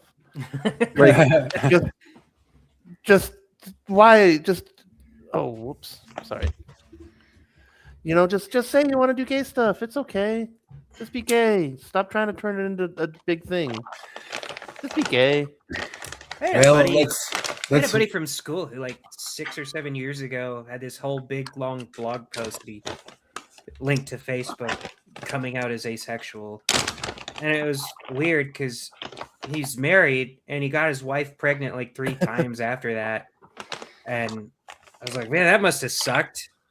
Trying to, it's probably not as bad as like. Was that rape on him? Well, yeah. I'm like, okay, so it's probably not quite as bad as like if the only way for me to have my sons was to put my dick in a dude's butt. That would just be the worst thing ever.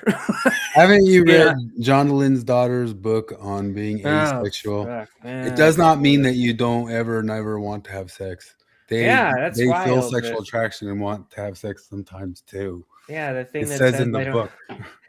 Yeah, the identity where I don't feel sexual attraction doesn't mean that I'll never feel sexual attraction.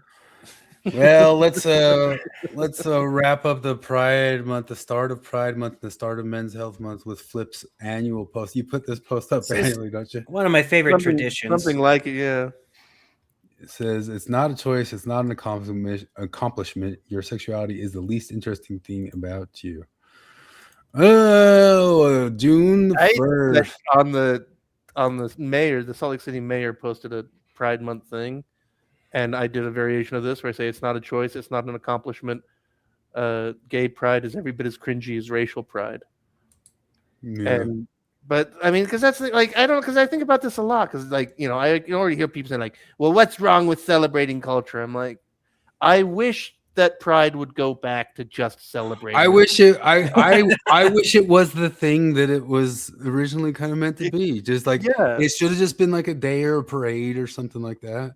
And done as something to show that they are there to be respectful parts of the community. No, I mean, because I feel up until about the 90s, the middle 2000s is when things started to go downhill.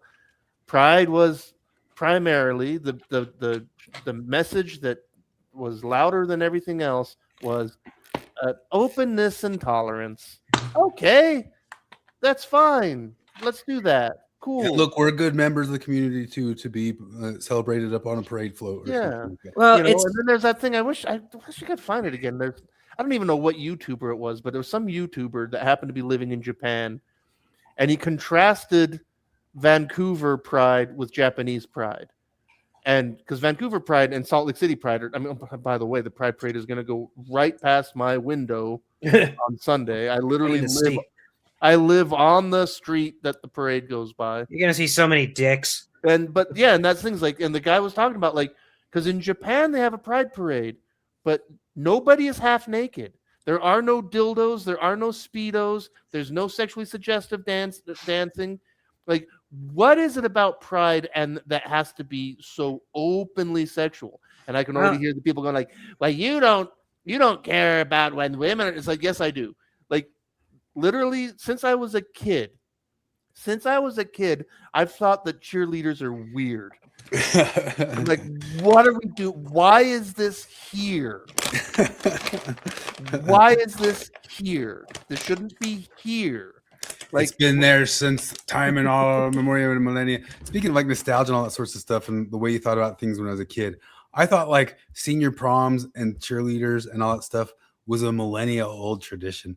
Like the post-war era that we lived in, I had assumed my young brain had been 10,000 years in the making. I don't know why, but Imagine anyway. what it would be like as just like a run-of-the-mill gay dude to watch as the fags take over your movement, you know? Oh, there's a bunch that complain about it. I can't like rip them. I mean, Brad Palumbo's one of them, but Fred Sargent. That's from a couple of years ago. There's that famous video of Fred Sargent being beaten at a gay pride thing for having a sign about trans stuff, and Fred Sargent was like at Stonewall. There's a bunch of I can't. Yeah, is that the British guy? No, he's an American guy. There's another older British guy that we brought on before, and I can never remember his name. Like he co-founded the first Pride Parade in New York, like back in the '60s. There's a bunch he's of out. He's been thrown out of the gay movement for not being into the trans. One of them it's says, just like you're a gay guy, right?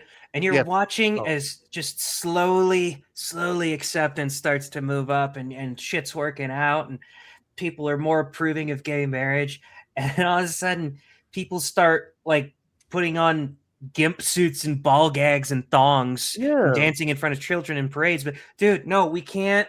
We can't, dude. No, you're gonna. The thing is, like, because I mean, to kind of finish up what I was saying earlier, like, because Pride used to be like the gay movement for a long time was we just want to be treated like everybody else, and then they got that, and they didn't stop.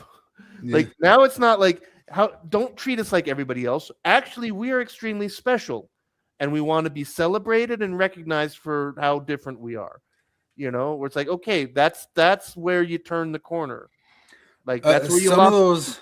I wish I could remember names because we've even seen videos of some of the people I'm thinking about, and I know you guys know it too because we brought up a lot of different gay guys and older gay people who talk about how it's frustrated them. But one of them. I hate quoting this because I can't even remember the name of the dude, but he says one of the things that would be different is all of the gay people that died in AIDS, that he believes they would have been much bigger gatekeepers of this stuff. He thinks that they would have kept it far more in line and would have said, what are you guys doing? We're not doing this. This isn't how we're doing it. He said most of the people who died would have wanted it to stay in that realm of becoming acceptable and not continuing forever to queer it, you know. It's the feminization of the gay movement. Yeah, it's the difference between it's like the difference between every male self-help book that's like, here's how you change, or for the gays it'd be like, remember here's how to win societies and influence people, and then all the women self-help books are like, here's why you're actually every single part of you is perfect, and the only problem you have is that you don't know that already. You just hit the nail on the head. It's like back when fags and lesbians were manly. That's when the AIDS thing was awesome. The AIDS death thing was like World War I for the French.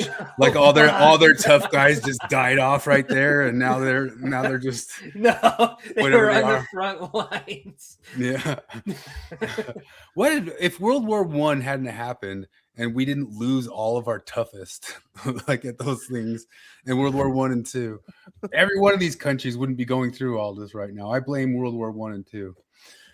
Speaking of which, because all that's led to the ever-changing two-tier system of immigration and the one of the best criticisms that you'll see of liberalism, that all these different countries survived for 200, we're hitting 250, nobody cares, and 1,000 years. But what's taking it out is like a good 40 years of kind of extreme liberalism, or what Gadsad would call suicidal empathy. But to start it off, I don't know if you guys will mind. I wanted to review Flip and Forrest's debate just a little bit here. I've got some video of it. Hold on. Fuck. Immigration been good for Ohio?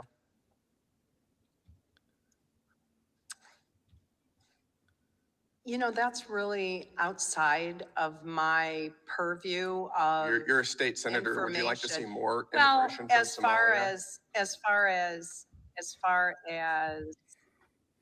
I'm processing your question, and I have to say that I was almost brought to tears just now. 72% Because of the Somali immigrants are on the rate welfare. and the level of hateful rhetoric based on Defrauding your false state at an information astounding rate, is and I think shocking. that most Ohioans Is have a shocking problem to me. with that. The lack of even humanity to I think group it's a group inhumane of to people allow your own together. state to be I defrauded am at shocked. astounding I rates. am shocked Billions and of appalled dollars by the taken out of the behavior pockets here of right working now. class people I am going to shocked. criminal fraudsters. Because I certainly in have a major every problem with every that. community I think there are that's an good issue, and I think people most and there are Americans bad agree. people. Regular order. But to Good try people to understand say we're not supposed to that disrespect. that- We're not supposed to that disrespect our every witnesses. That said, we're out of member time, of a Miss group Antonio. we're not We're supposed out to of time. somehow a I've already criminal. gone over I think here. people. Shocking to me. I It's am amazing, shocked like, and appalled.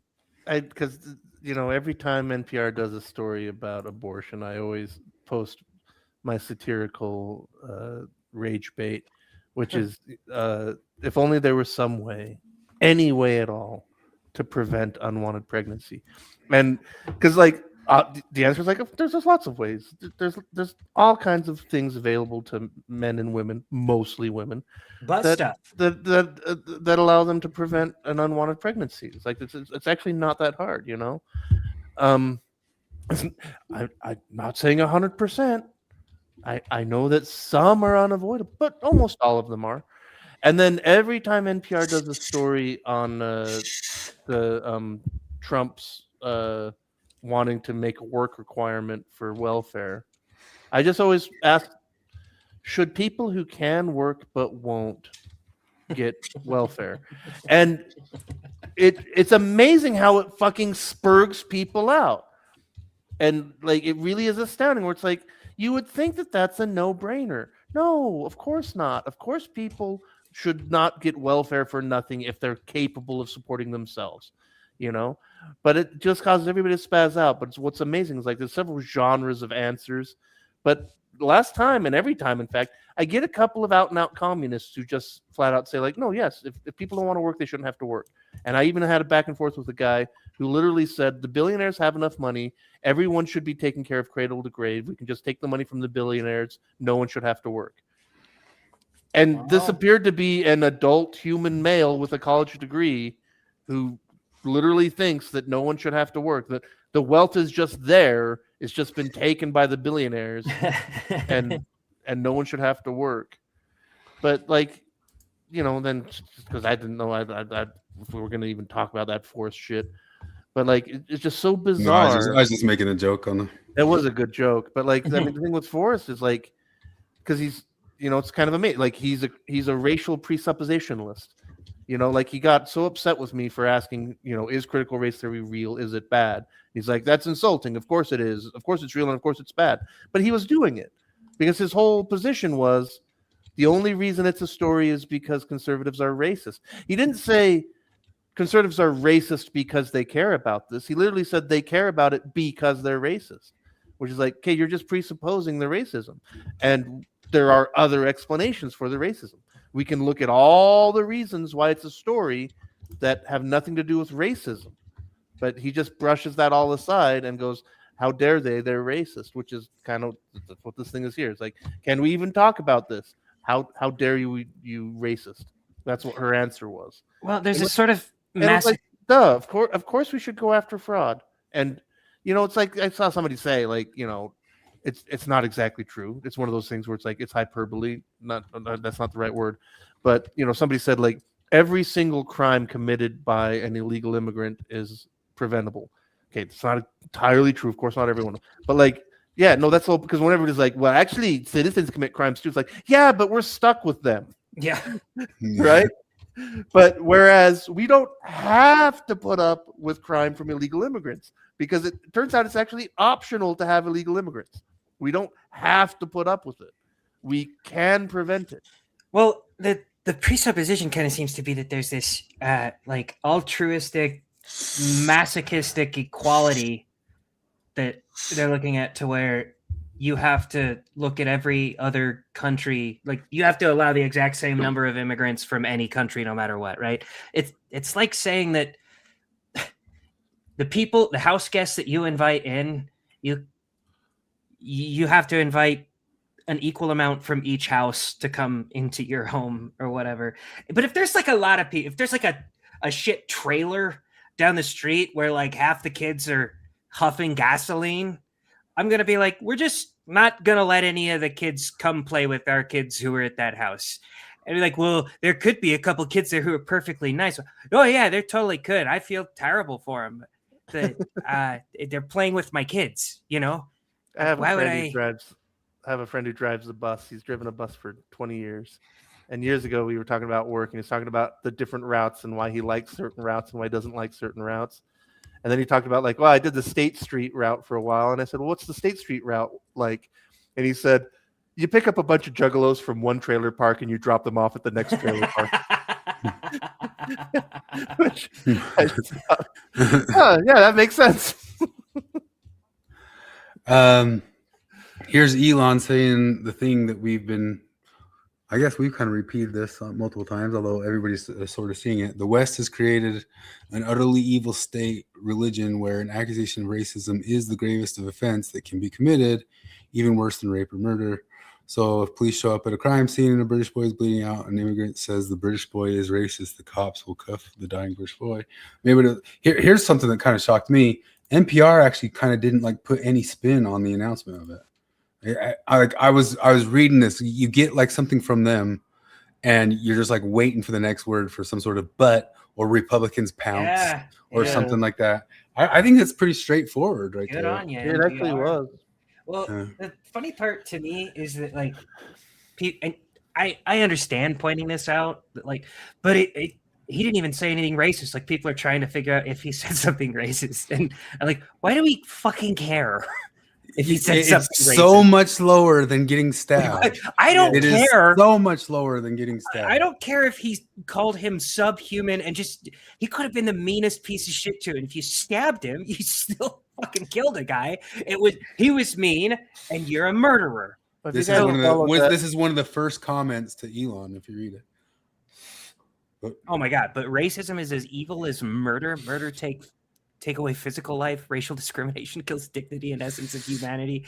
So the weights are equal but might be opposite. None should be tolerated. Oh, this is the social death thing that Hassan was that all commies talk about. No, racism is not as evil as. Would you rather have a murderer neighbor or a racist neighbor? Have you guys followed at all the trial of the Chinese convenience store owner who shot the black kid? I did, yeah.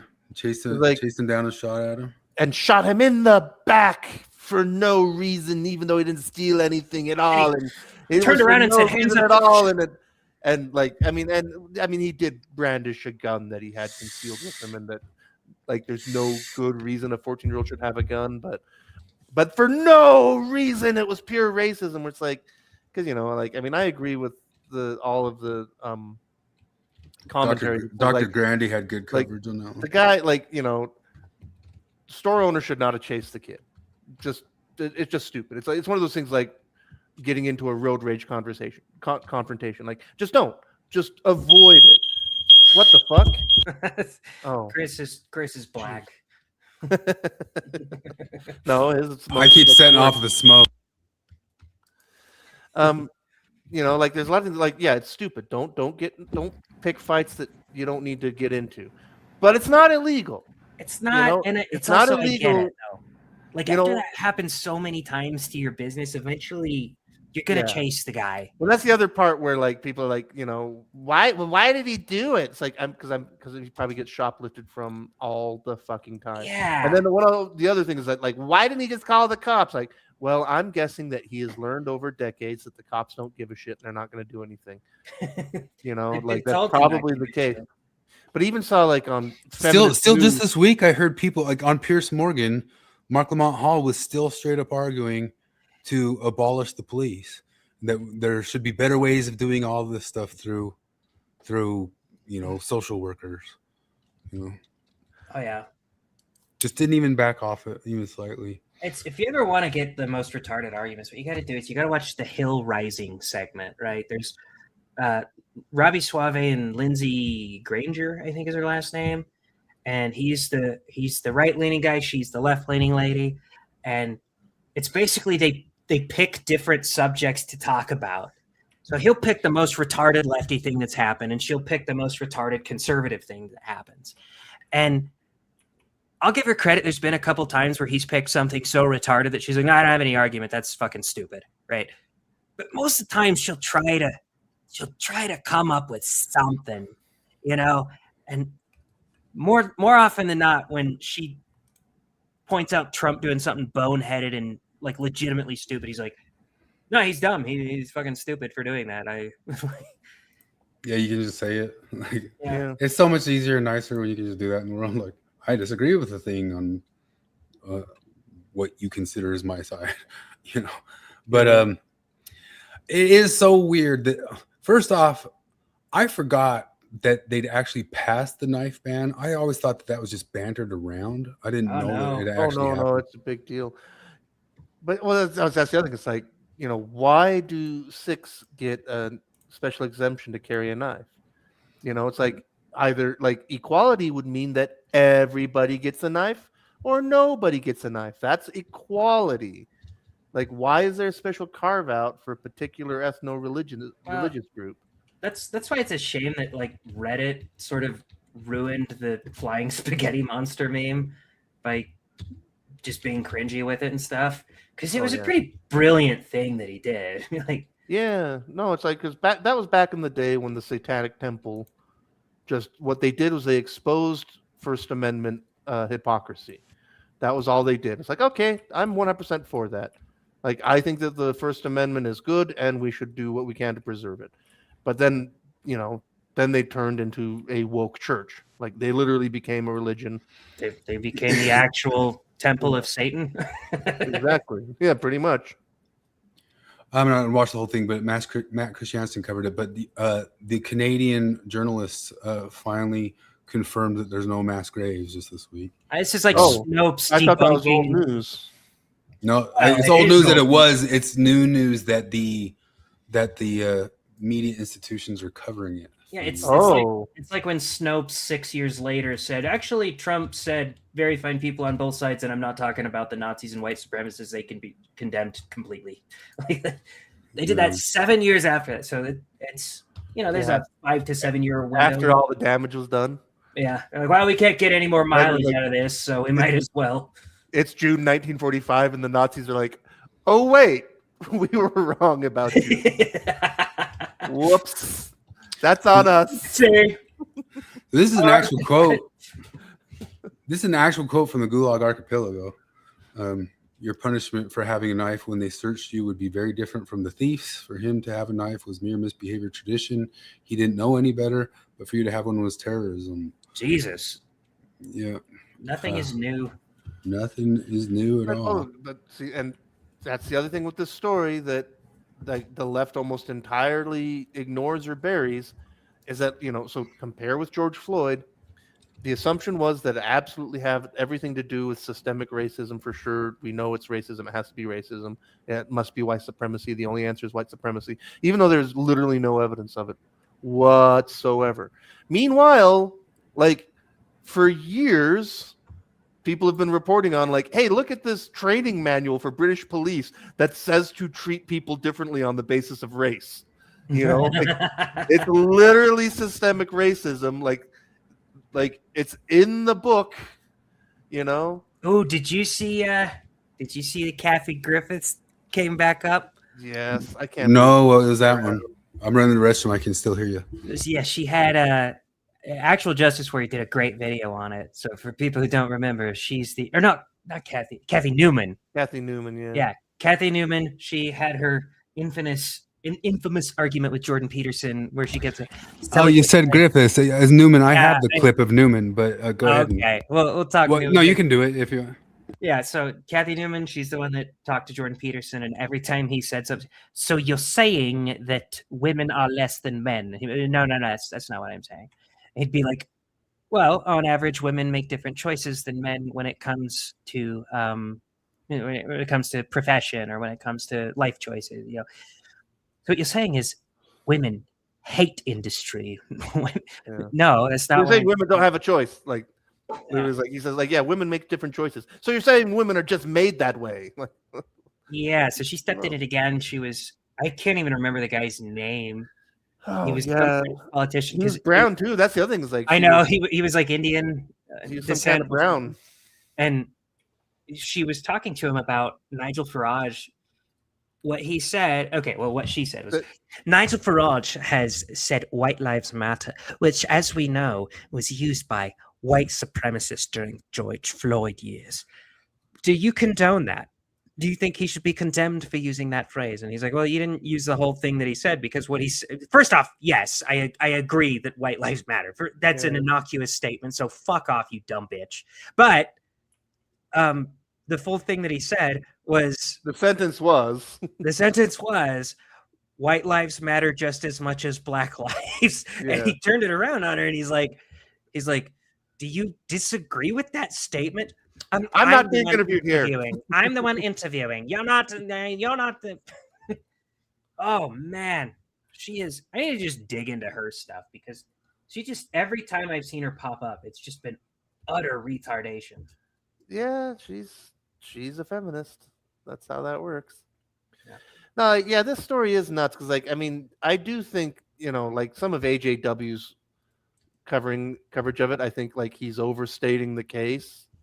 You know, like this is like with a lot of police stuff, I can carve out in my head, like, I can understand how mistakes can be made sincere, you know. Yes. Like it's not just purely bad motivations, you know. Yeah. Like, for one thing, people fake injuries all the time, for example. Yes, they do. You know? Well, and they did have their only reference was the 999 call that was from the brother of the guy who stabbed, saying, we've been a victim of racial violence. And so there is that, you know. But also just the fact that, like, that's a crime there. Like, racial violence. Racism is the crime. It's like, why? Why is that the crime? Well, they said other things happened. Like, but also that guy admitted to that they went through his phone as well before they were even getting down and helping him. That was like, he was fucking pale. Like, blood was leaving his body. You look at his hands, and they were just bone white. One of the things I think is a bummer about it too is, as we were saying, is the Sikhs are generally pretty cool. You know, Sikhs are they usually assimilate much better. But as those base camp guys were saying, as I was saying, they brought up this point a while back, which was a true point. I mean, you can see it in all the old mafia movies, that there was better multiculturalism in New York with all the different mafias and the Irish mafia and Irish gangs and stuff like that, because there was a code that if somebody really did a bad trespass, you whack your own guy, you know, which is basically kind of the code of the West in general. Maybe only the West does that. Like, we are not going to protect our worst sinners. Like, I mean, that's something you know, because there's this thing like, you know, a black kid gets shot, and the entire black community is like, oh my God, they got one of ours. And it's like, you know, if some trailer trash in Magna gets shot by the cops, you know, after driving a car at them, I don't go, oh my God, they got one of ours. I know. I've got no connection to that. Well, and also, like, don't be trailer trash. Like, there's a lot of people. Or if a white guy stabbed a black dude, and the black dude was down on the ground saying, I've been stabbed, and they come up to him and say, but did you say something mean to him? I'd be like, what is wrong with you? You know, yeah, arrest the white kid who's, you know. There's a bunch of people pissed off right now because they're like, the entire jury for Carmelo Anthony is white. Oh yeah, I've seen that one too. It's like the defense picks the. No. Is Flip frozen or is it? Yeah, Flip's frozen. Maybe he'll come back. Yeah, people. But that's sorry, Flip. Flip, you were freezing. Say it again. The defense chose. Oh. You froze up. The jury. And jury selection is divided 50-50 between prosecution and defense. Yeah. So, like, if the jury's all white, ask the defense lawyer, what's up with that? What you know, are you doing? that means the defense lawyer picks those white jurors, like, because maybe he was picking the woke ones. Who knows? But that's another one where it's like, you know, it's not going to matter what the evidence says. The story is like, you know, it's going to be a racism no matter what. Did you see this street interview that was going around? Who are you voting for? It's Yaraman. Why her over Bass? Well, she's Indian and I'm South Asian. Respect. So what do you think about Spencer Pratt? Not much. Do you think he has a chance? I don't know. Do you? I mean, if people are willing to elect Trump, some people just want to vote for the white guy. That's true. Just because they're white. That's unfortunate. What do you think about that? People voting on like the based on like race and stuff. I think it's a kind of unfortunate because you should be looking at someone's credentials, really. Is this real? That's not. That's real. That's not. Oh That's why it went all viral. 'Cause We were talking about this. This is why the dissidents take to get a foothold into society, is because they're like, look, everybody else is doing it. Just do it. You know, like, look, guys, vote the guy just because he's white. I know it sounds bad and it's stupid, but every other group does that. So just do it. And I don't think it's good, but you're like, I understand why you're going that direction. That's incorrect. Yeah. Not even one news story, but I mean, NPR finally covered it. Most other places had not even touched it. Maybe they have to touch it now that riots are breaking out or something like that. I don't know. It's just, it does seem kind of to be like of an inflection point that you're just more about how they can have knives. And then they've already come out and like had a vote that they still get to keep their knives, the Sikhs and all that sorts of stuff. And well, I think they should be allowed to have their knives. yeah, Not yeah. just Just them. everybody should be allowed to have their knives and guns. On top of that, rhetoric about anti-white prejudice is new to British politics and dangerous. It's not very new to me, at least from what I've been hearing. But yeah, and it's rhetoric. If you learned anything from Dan McClellan, it's that if you want to poison the well, start your sentence with the word rhetoric. Anytime, it's dialogue if it's good, it's rhetoric if it's bad. Yeah. Discourse is one of those red flag words. Yeah. Protesters hurl bins and bricks and clash with the riot cops, injuring 11 as 2 arrested and outrage over Henry Novak murder. Counterproductive. I've been hit by a. Don't do I've that. been hit by a bin. I don't think you have, mate. That's the. That's what the officer said to the stab dude. Don't they know the master's tools can't be used to dismantle the master's house? Try this out. I Googled this. Google white mother. What?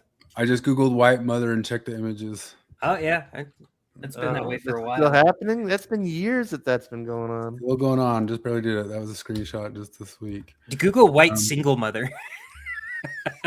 Whoa! What happens then? And then Google deadbeat dad. Well, moving on, Rupert Lowe got in a bunch of trouble for talking about the gang raping that's been going on, and it's not much different than the one we showed earlier. Where response to him trying to get to the.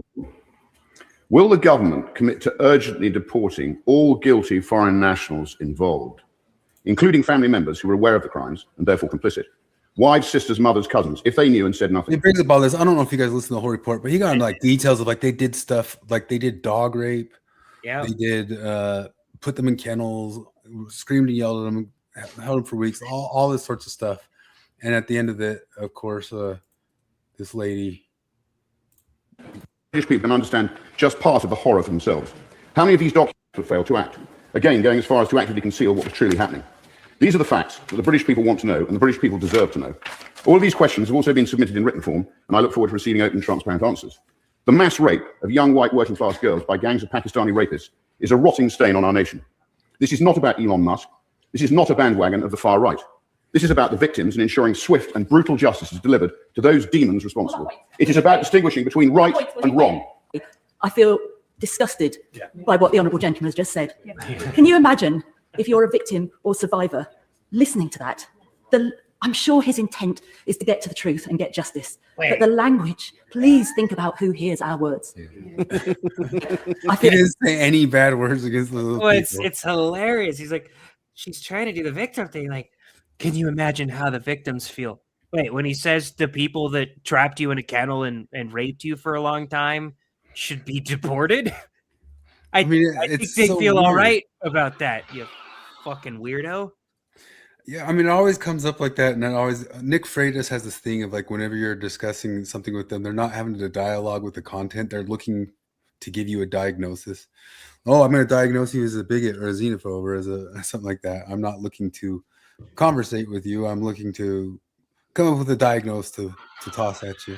We've gone But full circle with the Helen Lovejoy dialogue. Will yeah. somebody think of the rapists? Won't somebody? Well, they always claim it's the victims. Won't somebody think of the victims as you say the bad things the rapists did to them? Alejandro from Lobsters reposted this whole thing about Great Replacement and all that stuff, just saying it's discouraging to see people think that the Great Replacement's the thing or real or any sort of thing like that. And that's been like one of the great talking points of like anybody who says that's just an automatic. Oh, sorry to tell you, the Great Replacement comes from that book, Encampment of something by Renaud Camus. The Saints. The Saints, and that was in France.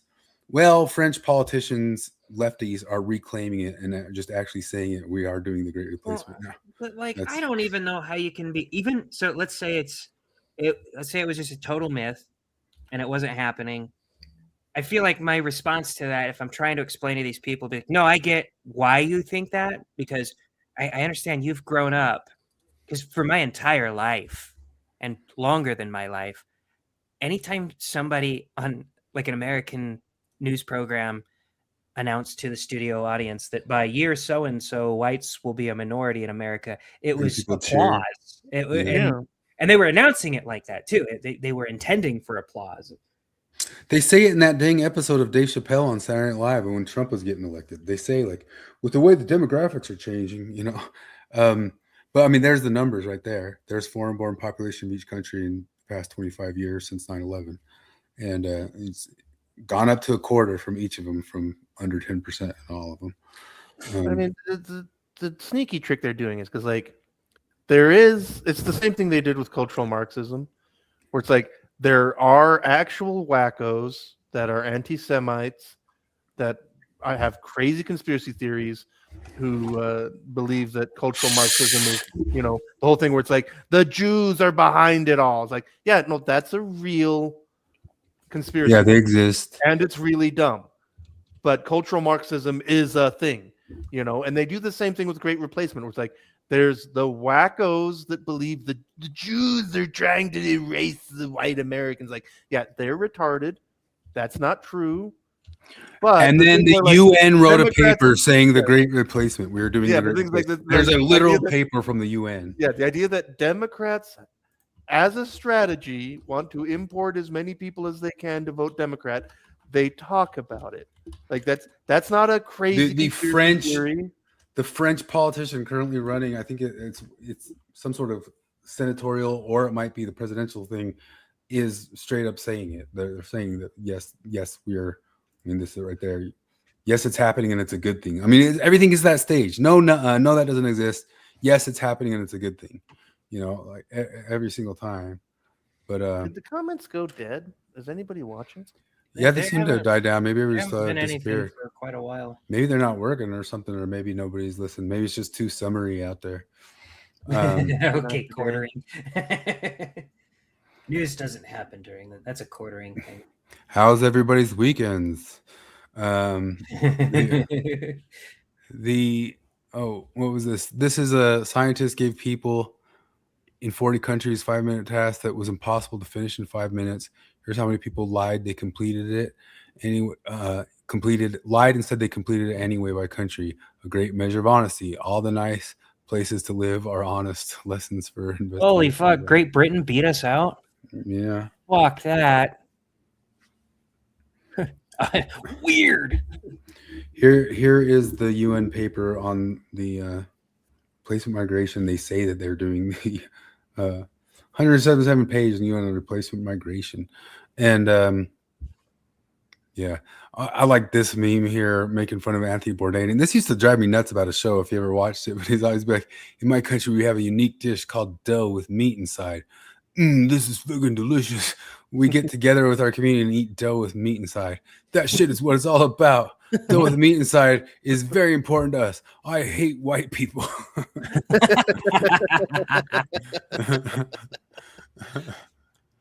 Accurate.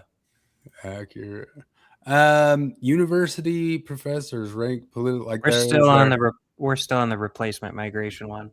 Oh, I didn't even show you guys the meme of that one. Sorry, No. that's the There meme we of go. Anthony Bourdain. Sorry.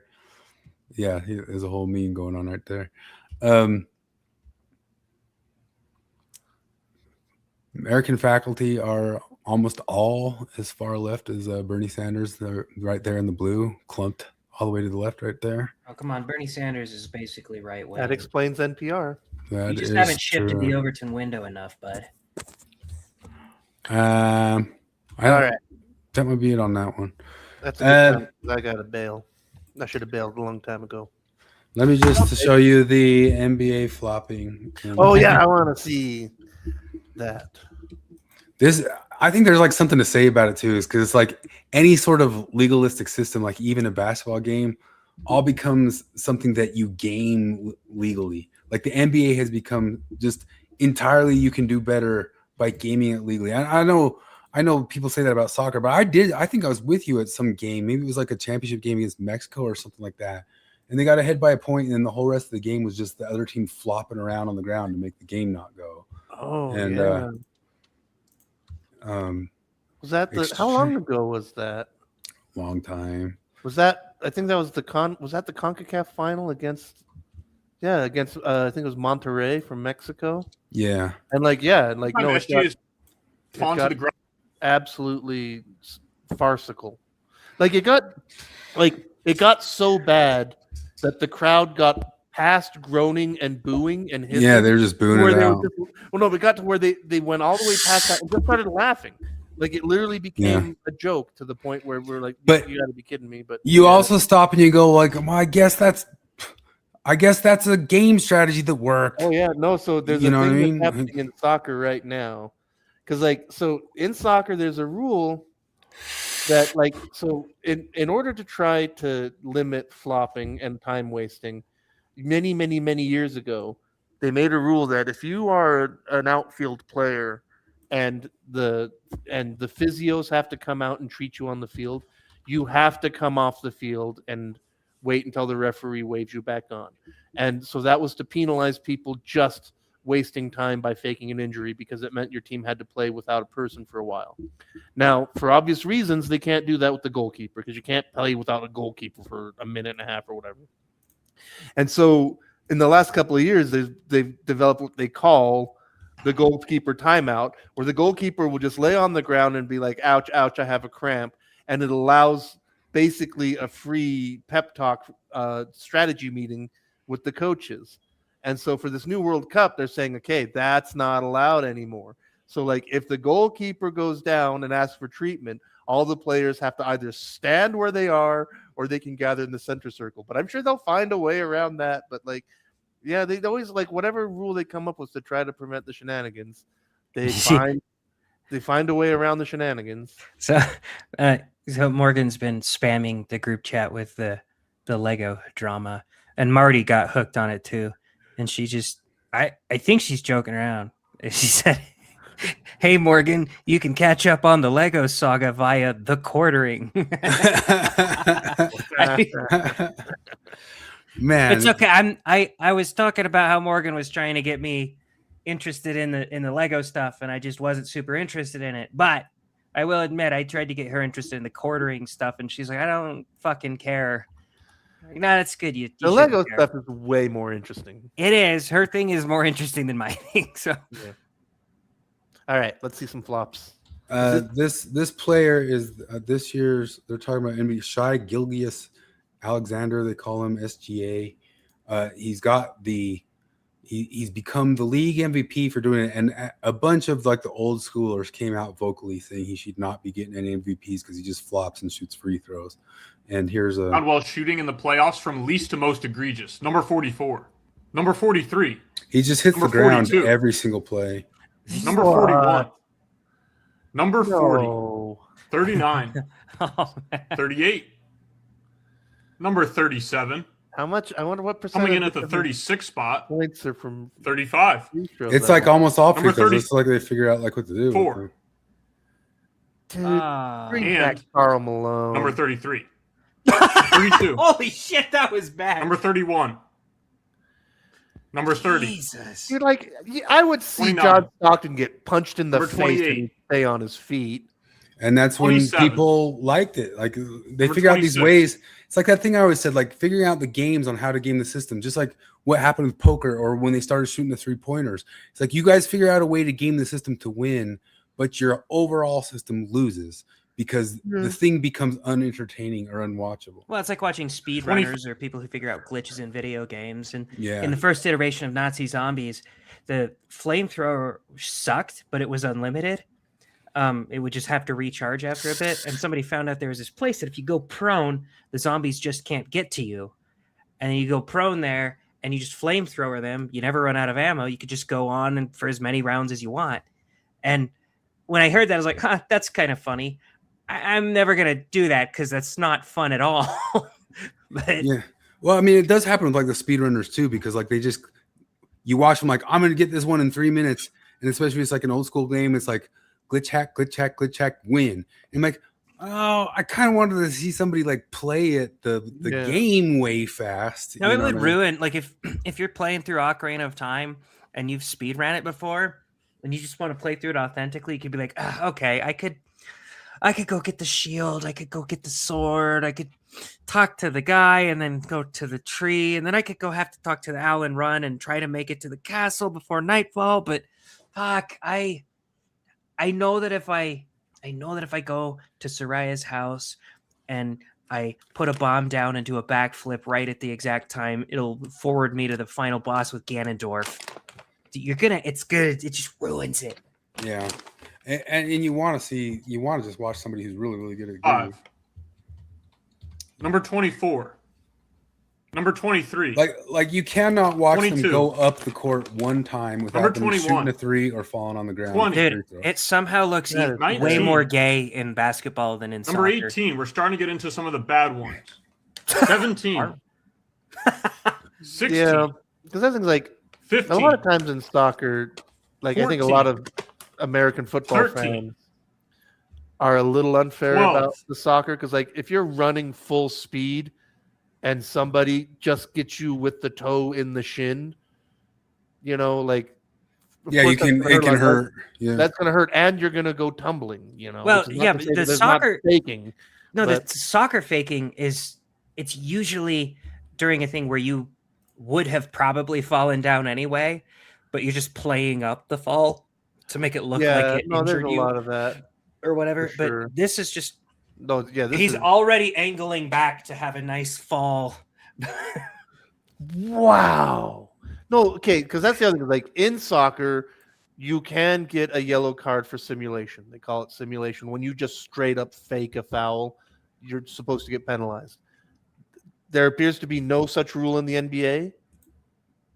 No, they were trying to pass it or something a couple years ago, but nobody ever enforces it, which is kind of wild. But it's not just that. I mean, that guy's like picking the best ones. There's this. Here's them showing. I mean, even like the commentators are starting to call it out. 20 minutes of him flopping and like the whole team flopping. I mean, he just flopped all the way to the. Who is this guy? He's called SGA. He's the MVP this year. Oh We're going to have this segment that's going to call Life Alert with SGA. Help me, I've fallen and I can't get up. Oh, no. Okay. Let's just talk through it. SGA at the top of the key here is going to start driving down the lane. And as he drives down the lane, I want everybody to pay attention to where he is. Time and situation. Goes up, fading away, straight up and down. Can make that shot. Player defending him in the pocket, not extending. Why fall down? Falls down, number one. Why? No need to fall down, SGA. Play through it. Next possession, literally going for the ball. Goes up for it. Vassell's there. Creates contact. Look at the elbow that he uses, Green, right here. Yeah. He's literally using the elbow in his chest. Right. His elbow's in his chest. He is vertical. Yeah. He is vertical. Why? Just lay the ball in. I fall and I can't get up again. Part number two. Now, this is not only SGA. Their whole team does this. This is why I said every possession feels like a negotiation with the refs. Watch Lou Dort, who's going to be in this little spot here as the play goes. Lou Dort is right here. Okay. He's right here. Cornette here. Lou there, okay? Lou's coming on the play. He comes off the screen. What is that? He falls down? Why fall down? Just get over the screen. You can get hit like that. Makes another shot. SGA, once again at the top. He's going to drive. He's going to get all the way to the lane. Easy little lay in here. Goes up. Nobody's on him. Is anybody on him? Nobody's on him. 3 guys around him. 1, 2, 3. Nobody's touching him. A nice little easy left-handed lay at the rim, right? Go up. Easy. Why fall? Why fall?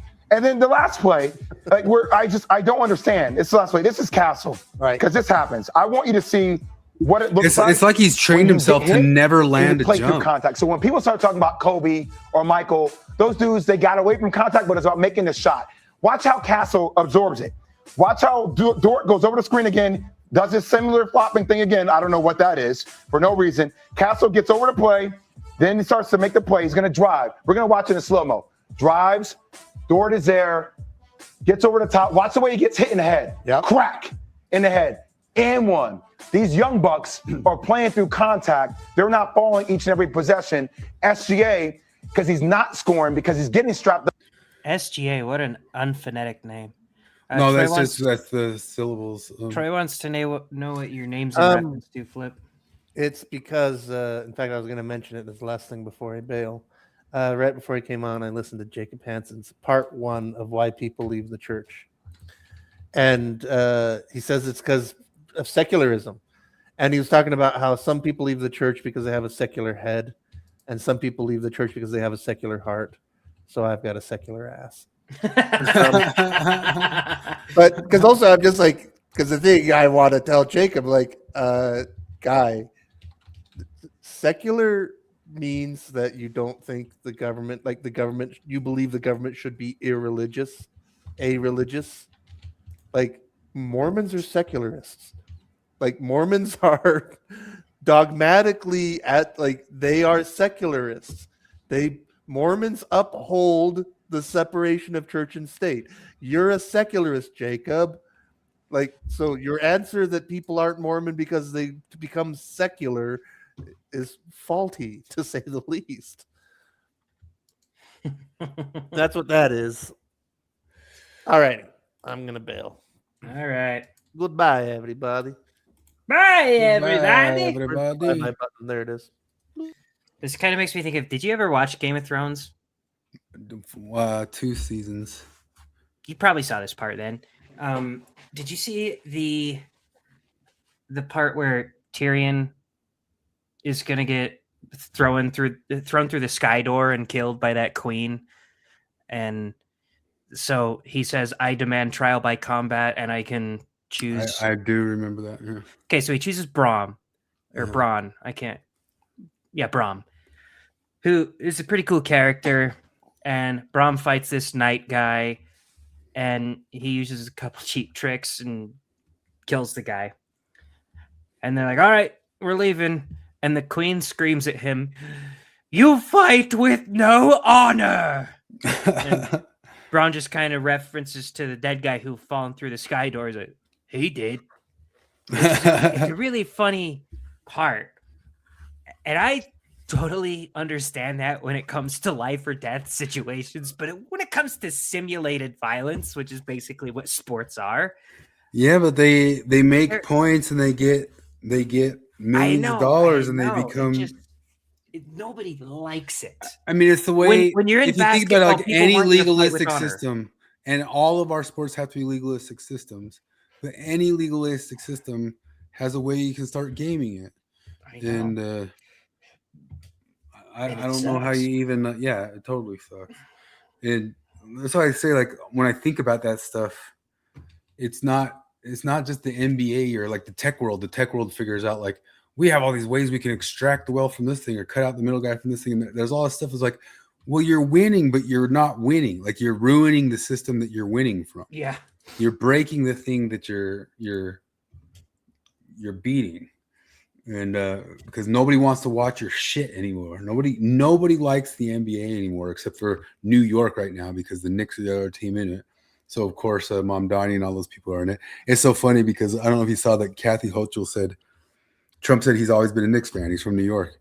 And she goes, he can't even name a person from the 1993 championship team.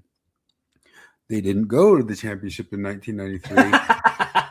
They went in 1973, and there's a whole bunch of footage of Trump there in the playoffs with them, sitting front row center in 1993.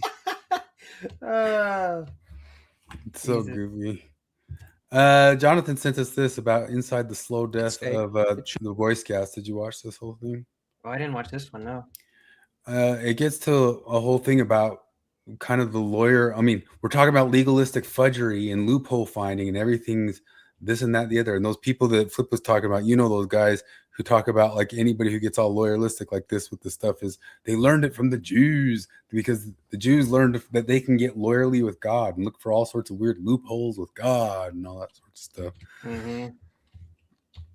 Have you ever like watched any videos on people trying to do like loopholes to get around Sabbath days and stuff like that? No, but I've experienced it in life. I do remember like my Mormons do a lot of those loopholes too. Yeah, they do. Well, I remember my grandparents living with us for like 9 months when I was in junior high, and like they're technically Mormons, but like my grandpa smokes and drinks coffee, and he never goes to church, and so they would need something on Sunday. And they're like, ah, shoot, we're out of sugar or whatever. Hey, let's ask Granddaddy if he can go get sugar. And in my head, I was like, well, okay, but we're not really taking this real seriously then. that one's a classic Mormon loophole. If I want to kill a guy and it'll make my life easier to kill him, but I'm morally opposed to killing, and so I pay a guy to kill him, I killed the guy. You know, in spirit, I killed the guy. That's gaming the system.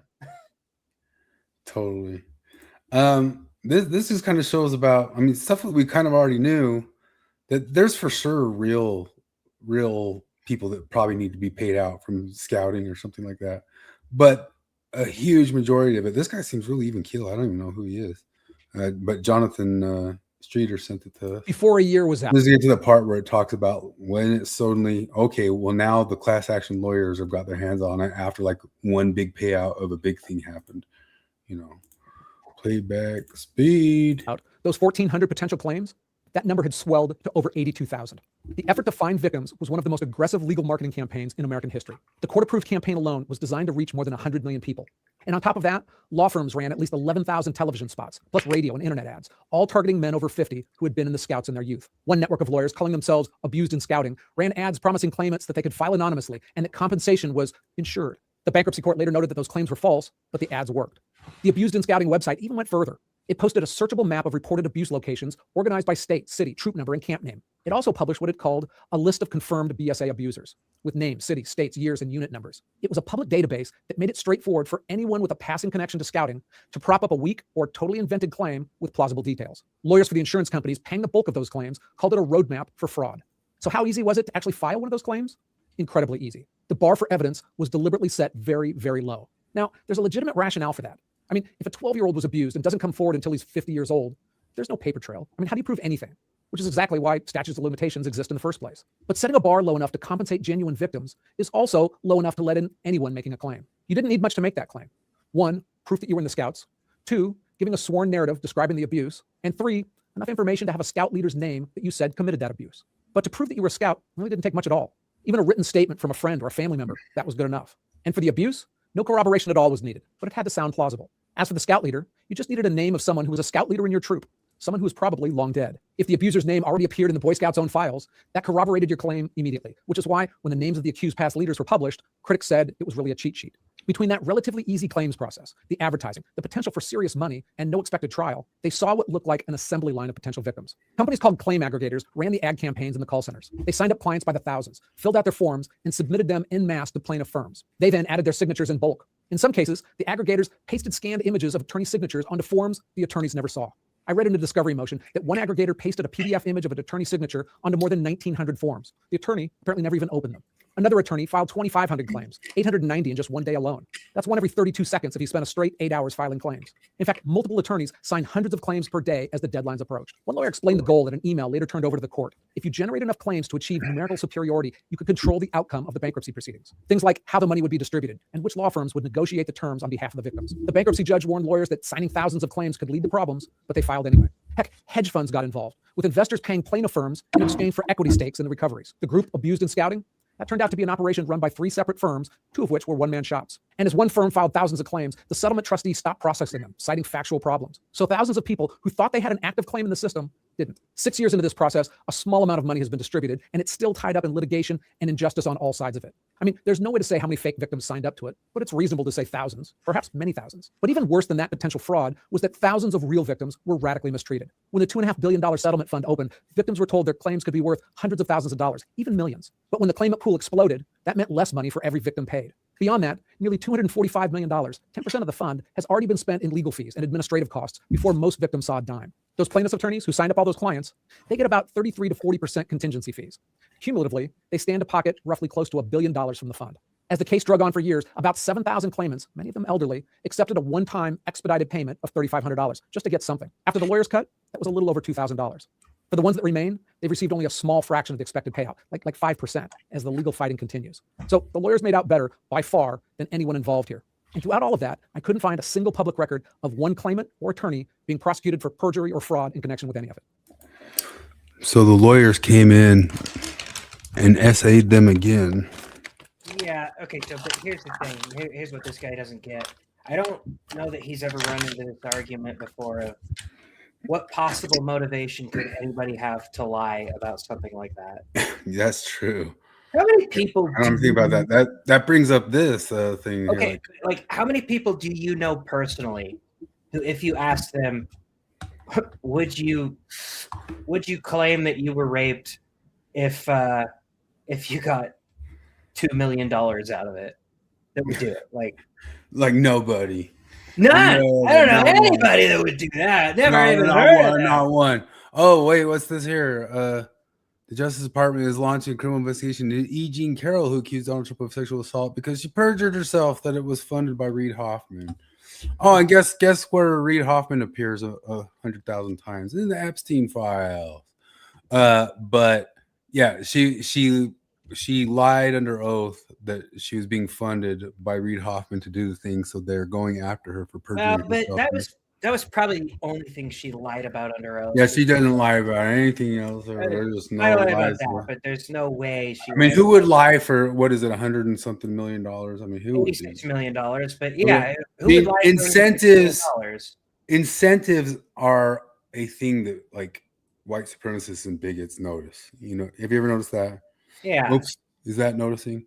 Thinking that anybody would change any incentive when it comes to, I don't know, defrauding any sort of tax thing, defrauding any sort of loophole, defrauding even NBA basketball games or so. Like noticing any sort of bullshittery is bigotry.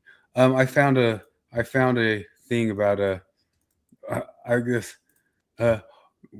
why do they treat God as if he were an autistic toddler?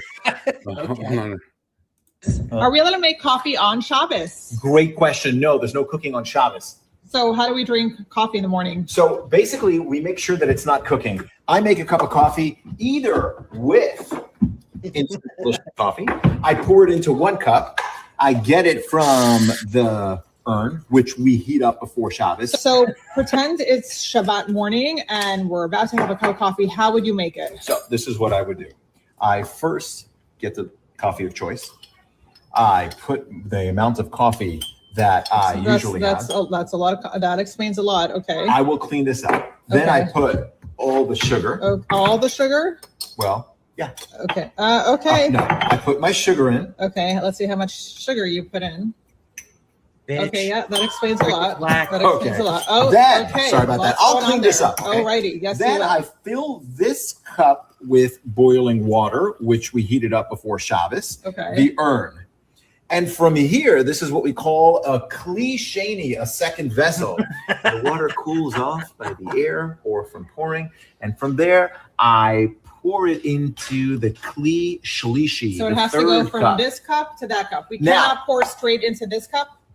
Now, this is actually a lenient way. A lot of people would first pour the hot water into another cup and then put the coffee into there. But this allows us to have coffee without cooking. It's not about fooling. It's about within the law of Shabbos, not cooking, not boiling, and not transgressing the law. By the way, this... Oh, okay, thanks so much.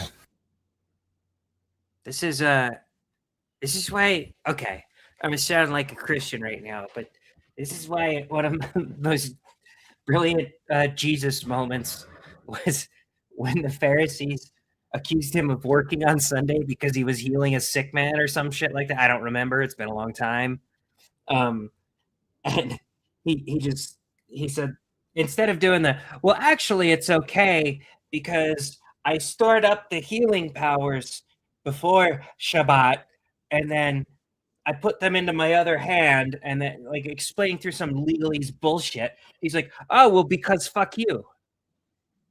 He just goes, he goes, if your neighbor's ox is in the mire on the Sabbath, or you're not going to help your neighbor get the ox out of the mire, which to me is Jesus going, because fuck you. I'm not going to not do a good thing on Sunday because it might bump up against the letter of the law. Yeah. Mormons always did loopholes. Aren't energy drinks a loophole, I guess? Not really, because the word of wisdom is retarded. Oh yeah, it says hot drinks, huh? It says hot drinks. It says you can drink beer. It's just not strong liquor, and you're not supposed to get drunk. Everything in the word of wisdom, and it was just kind of a suggestion at the time. So now they're just like, don't do drugs, like illegal drugs. Like, okay. Can we still pop Percocet if you have a prescription for it? Yeah, you got that script, you're good. Okay. Also, don't smoke cigarettes. Yeah, I get that. I get that. Okay, no, that's fair. What's the other one? Don't drink alcohol. Okay, but you said we could drink beer. Whatever. It's fine to avoid alcohol. It's probably a good idea. Don't drink coffee. Why? Well, because it's a hot drink. Well, so is hot chocolate. Well, you can drink that. Is it not a hot drink? Do I have to make it cold first?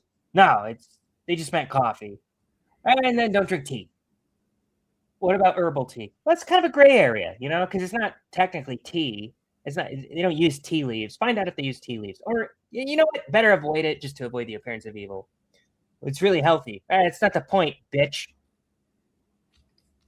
We should try to make like a list about the caffeine or the sugar content or anything like that. I think they should drop coffee and tea from the word of wisdom and then add in energy drinks and fast food. Yeah. They should have a fucking scale in front of the temple. That should be what it is. I would support that. Oh boy, if they had to give up fast food, that would be a tough one. I would. I mean, they'd probably lose a lot of the people for that one. I don't think they would. I think the people would give up fast food. You think they would? Yeah. Or give up the temple. One of the two. I don't know.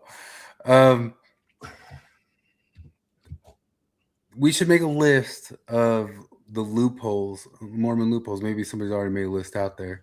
Not a list of contradicting orders, just a list of loopholes that members might take. I mean, everybody knows of the viral famous ones of the God's blind spot and soaking and stuff, but I don't even know like how true that is or not. Those ones, every time I hear them, I'm like, those got to be fake because those aren't even real loopholes. Because you could make an argument for sending my apostate granddaddy to the store. Yeah, okay, that's a loophole, but I understand you're really breaking the spirit of the law there, even though you're obeying the letter of the law. But you can't really make the argument that butt fucking your girlfriend is a loophole, right? Like, or soaking. They don't say in the For Strength of Youth pamphlet, really the sin is when you go in and out really fast. And so, because if the sin is going in and out, in order to soak, you got to go in once. Just logistically speaking, you got to go in once, and then eventually you're going to have to come out once. So you still did the sinny part, even if that were the case. So that would not. I can't even think of anybody who would have imagined that was a good loophole. But I mean, I guess these Jewish guys thought that boiling thing was a good loophole. No, but theirs was more airtight. It was stupid and sleazy, but it's still, you can follow the logic. You can't follow the logic of soaking. Mitchell says soaking isn't a thing; it's an Eskimo trope. I think he's right. Like, honestly, the first time I heard soaking, I just thought it was a joke. You might find a couple of Mormons out there who did that, but I'm like, I don't know. What do you think? So even if they did, it's because they heard about it after it became a meme. Well, one of the and real then that's when they decided to try it. One of the real sex loopholes is you guys say, okay, we want to fuck, but we don't want to get married. Let's just go to Vegas. We'll get married. We'll fuck a bunch That one tonight. was on. And tomorrow That's one. we'll That's get a good one. annulled. That's a good loophole. That's a really airtight logic loophole. It's retarded because it's a loophole. I'm sure that one's definitely And, happened before. What fucking moron is going to be like, think that God's up there like, shoot. Yeah, I got my hands tied on this one. I can't be mad at you for that. No, God's going to be like, look, man, fuck you. You're going to Mormon heck for a little bit, Did you ever see Mormon bubble porn? Yeah. You remember that? I We got to do it here. That's a pretty solid loophole, but again, it's a loophole, and going into it that it's a loophole. So I'm gonna see if I can find that again just to put on the screen. We got to be missing other loopholes, like loopholes with R-rated movies or loopholes with the Sunday loopholes. There's got to be a million Sunday loopholes. So R-rated movies, the one my dad always used is anytime he loves telling me about movies. He really loves talking about movies. And anytime he wanted to tell me about a funny part in an R-rated movie, he would tell me, oh, well, I saw this. It's rated R, but I saw it when I was at a hotel, so it was on cable, so it was edited. And I was like, Dad, come on, man. I know you're full of shit here. Just tell me you watch R-rated movies. So that's kind of a loophole or whatever. Or really, with R-rated content, you could say that the letter of the law is you can't watch something R-rated. And the spirit of the law is you can't watch R-rated content. But a TV show doesn't have the same rating system as movies. So something like Walking Dead, were it a movie, would definitely be rated R, but I can watch it because it's not rated R, because it's not in the same category as a movie. Okay, I scanned the whole screen, and this is the Mormon bubble porn. They might have done some of it to real porn. I can't tell, but this is the Mormon bubble porn, where you got these girls in bikinis right here, but if you somehow put these bubbles around it, that does look way more porny. It looks like they're definitely naked more. But there's no nips or slits showing, so we're and golden. they're even not really actually naked at all either. Yeah, they're not even really naked. Although The some of overlay them makes them look naked. One of those look like actual porn. Divas made an announcement that he's made the most YouTube videos. The Mormon News Roundup recently sprinted past Scriptural Central, do Mormon our- stories, Mormon discussions, and just about everyone else on the. Wait, how did it sprint past them? You get more subs? Let's see. Now sitting at 3,000 plus videos and oh, you got more shit. He's the Mormon quartering. Okay, I got way more slop than you have 5-star Wagyu beef. What the fuck? I've got 1,000 Taco Bell tacos right here, and you just got 20 Wagyu medium rare 5-star Michelin beef steaks. Yeah. So, I mean, I guess this video right here, I guess, was completely lifted. Porch time, more like goon time. This video right here was completely lifted from Jonathan Streeter's vlog, and although he's turned it into a video, but just completely lifted, but it was referenced. And so this gal who's been noticing, she's noticed the things that we've noticed. She's making a stink, and she made this video about divas. Today to unsubscribe to this content thief, and also anything that he hasn't stolen is massive AI generation. It's not good. So hard that This is how Chris discovered the truth. Now, this is only Chris the whole way through. D-Base does not pop up. His voice does not appear. That guy in that video said he left from the Mormon church because he was shocked that he couldn't bring his brother back from the dead with a blessing. Yeah, that's retarded.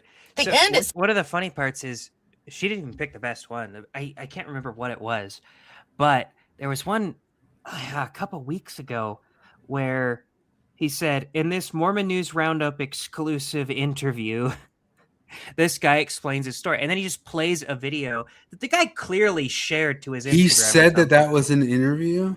I'll have to verify. I'd have to go back and see, but I swear to God, there was one where he said in his interview with Mormon News Roundup. So don't fucking strike us, you twat. Find it. Felt him. Plausible deniability, you fucking faggot. You gotta felt him. says it's from Durham, Mormon News Roundup. And down here, there's the original video. You can find the real thing right there. And that's But, you better know, than Hassan Piker. Hassan Piker doesn't share the original video. You want to, you can watch it on Mormon Take a News Roundup. shit for 25 minutes while he just lets his stream in silence watching. But that's also on Kick, where I don't know if it has the same terms of service. So that he gets the money, he gets that monetization, he gets the views instead of the original content creator. How about this one? This is not D-Base. No, this is another one he's stolen. The whole thing. There's no. We brought up here. He has completely stripped and lifted the complete TikTok works of like 20 different. Mention that it has been stolen, except for down here. You can go see the original video from the original content creator. Why are we stealing? Why are we ripping the content off? At the same time, that Comedian. This is her video, her and it says where it came from. Hey there, it's Michaela The here. video. He's taken out a huge chunk of it and put it in as if it's his own content or his own interview. A lot of these. The same one. Oh, just game guys earlier. I explore ideas of Christianity. That's not you, Divas. He copies the description of the original content creator and like posts it in there, and then he's like, "Well, here's where I got it from," as if that makes. That's what saying. He's saying it right there. I'm just laughing because Troy says, "Guess I better subscribe to Mormon News Roundup. I don't want to miss out." But yeah, no, she's saying in the description that she did a good job looking at that. In this episode, I discuss. She's got his number, man. She's going after him. Makes this okay. I messaged several content creators that Dives has stolen content from, and I guess we 3 better not got watch back her to whole me. video, or we'll just be repeating the thing right there, even though we were. Go watch her review. What is her name? I don't see it. Britty the Apostate. Yeah. Take down the Dives. Careful there, Britty. He's a fucking psychopath. Yeah, he's gonna come flag and go after your channel. He won't just flag. He'll go after your real life. I promise. He's a fucking shitbag. We got 8 minutes. Oh, let's start holder subject. No. Cuck pornography? What is that? Cuck pornography? Oh yeah. Yeah. I thought you said huck. Oh, ew. Jesus. Yeah. I was about to be like, what? You're gonna kick my ass. Oh, do you want to see double talk on the Platner Nazi stuff? I mean, that's kind of funny. The Platner stuff is pretty funny. Bernie doing it. Yeah. There are a lot of elected officials that don't meet that standard. I mean, you obviously. For us to have a standard of public behavior for our elected officials, I know there are a lot of elected officials that don't meet that standard. I mean, you obviously don't think the president meets that high standard that you're talking about. Does Graham Plattner meet that high standard in your view? So I definitely don't think the president meets that standard. He But what about doesn't meet Graham that Plattner? standard. I think I think that's a fair question. That is what the election in Maine is going to partly be about. What's your view? What do you think, faggot? I'm busy running for governor of Colorado. I think that It's so ridiculous. Like, how can you even do this stuff? You gotta feel like such a douche at the end of that. Like, fuck. I had to answer that way, but God, was it douchey. when you have a president commenting on a march by Nazis and white supremacists who then declares, well, there are nice people on both sides. That's the president. There are no nice Nazis. I'm not overly impressed by a squad of media running around saying, what do you think about the tattoo on Grand Platner's chest? Between you and me, there might be one or two more important issues. When you have a president... I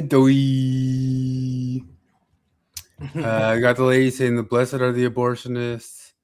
Oh yeah, Jesus, that was wild.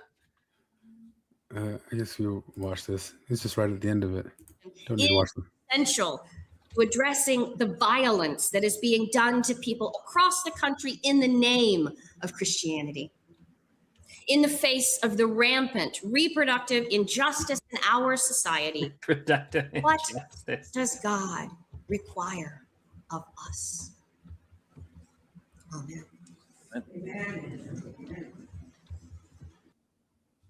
No, did it not have the thing? I skipped the best part. You might have just skipped it. Dang it. Hold on. Must have been earlier. Reproductive power that is part of our inheritance as human creatures. Each of you has a reproductive story.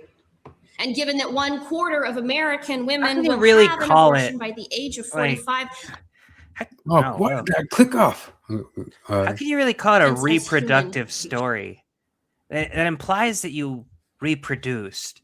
And if you reproduced, that kind of implies that it's a person in your womb. You know, like abortion people think that reproduction doesn't happen. Because anytime I say, if you reproduce, you ought not be able to kill your offspring, they're like, oh, you haven't reproduced yet. You just got impregnated. You don't reproduce until they have the baby. Your reproduction story. The best part, the most telling part of all of this is closer to the end when she unveils the fact that she's had abortions. She did? Yeah, did you not see that part? Oh, is that what she's in there? each of you has a reproductive I just noticed the stupid story. Sermon on the And Mount. given that 1/4 of American women will have an abortion by the age of 45, I imagine some of your reproductive journeys also include abortion. Blessed are those who end pregnancies, for they will be known for their loving kindness. Holy Christ, lady. Yeah, that's the thing that stuck out to me. Well, no, that should be the thing that sticks out. But then she goes on to talk about how I have had 4 pregnancies, 2 abortions, and 2 wonderful, beautiful kids. Oh, my Like, gosh. oh no, you're just saying blessed is me. Blessed, yeah, basically. Basically, that's what Blessed it's am I, for every decision I make is already perfect.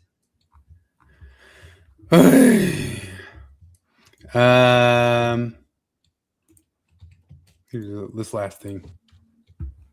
Also sent by Jonathan. Document that, if you call fair, the most incredible secret government document that's ever been declassified is right here. It's called the Simple Sabotage Field Manual from 1944. This is not a conspiracy theory. It's got its own Wikipedia page, but this is a document on how to destroy a system just by being annoying. Now, headlines always call this document the CIA's Guide to Sabotage, but it actually came from the OSS. The CIA didn't exist back then. And it was a guide for people trying to resist in occupied Europe to slow down the whole system. And you would think such a guide would have instructions on how to disable infrastructure and things like that, but that's not the reason this goes viral. The document also includes a way for everyday office workers to sabotage an organization without getting caught. And when I read these, some of you are going to say, I think I'd work with this guy. Their tips to sabotage an operation include make speeches, talk as frequently as possible and at great length, illustrate your points with long personal anecdotes and accounts of personal experiences, bring up irrelevant issues as frequently as possible, haggle over precise wordings of communications, pretend to misunderstand orders, Ask endless questions or engage in long correspondence about such orders. Quibble over them when you can. One way to lower morale and overall production, it says, is to unjustly scrutinize good workers while giving inefficient workers a pass. Also, hold meetings when there is more critical work to be done. Multiply paperwork. Think of ways to increase the number of movements necessary to do your job. I realize that some of you who have worked in an office are getting PTSD listening to these. Oh no! It's also kind of like the debate tactics of so many different people, like the millennial Wells quote. No! Stop! He's talking about women. Whoa, buddy! Oh, buddy! But wait, there's more. Refer back to matters decided upon at the last meeting and attempt to reopen the question of the advisability of that decision. It seems clear to me that at some point the author was just venting about various behaviors he finds frustrating at the office. I mean, that's how you get tips like, give lengthy and incomprehensible explanations when questioned. Be as irritable and quarrelsome as possible, but not so much that it gets you into real trouble. This wasn't declassified until 2008, more than 60 years later. But having Simple sabotage field manual. No, he's just saying be a woman. No, stop. I like you.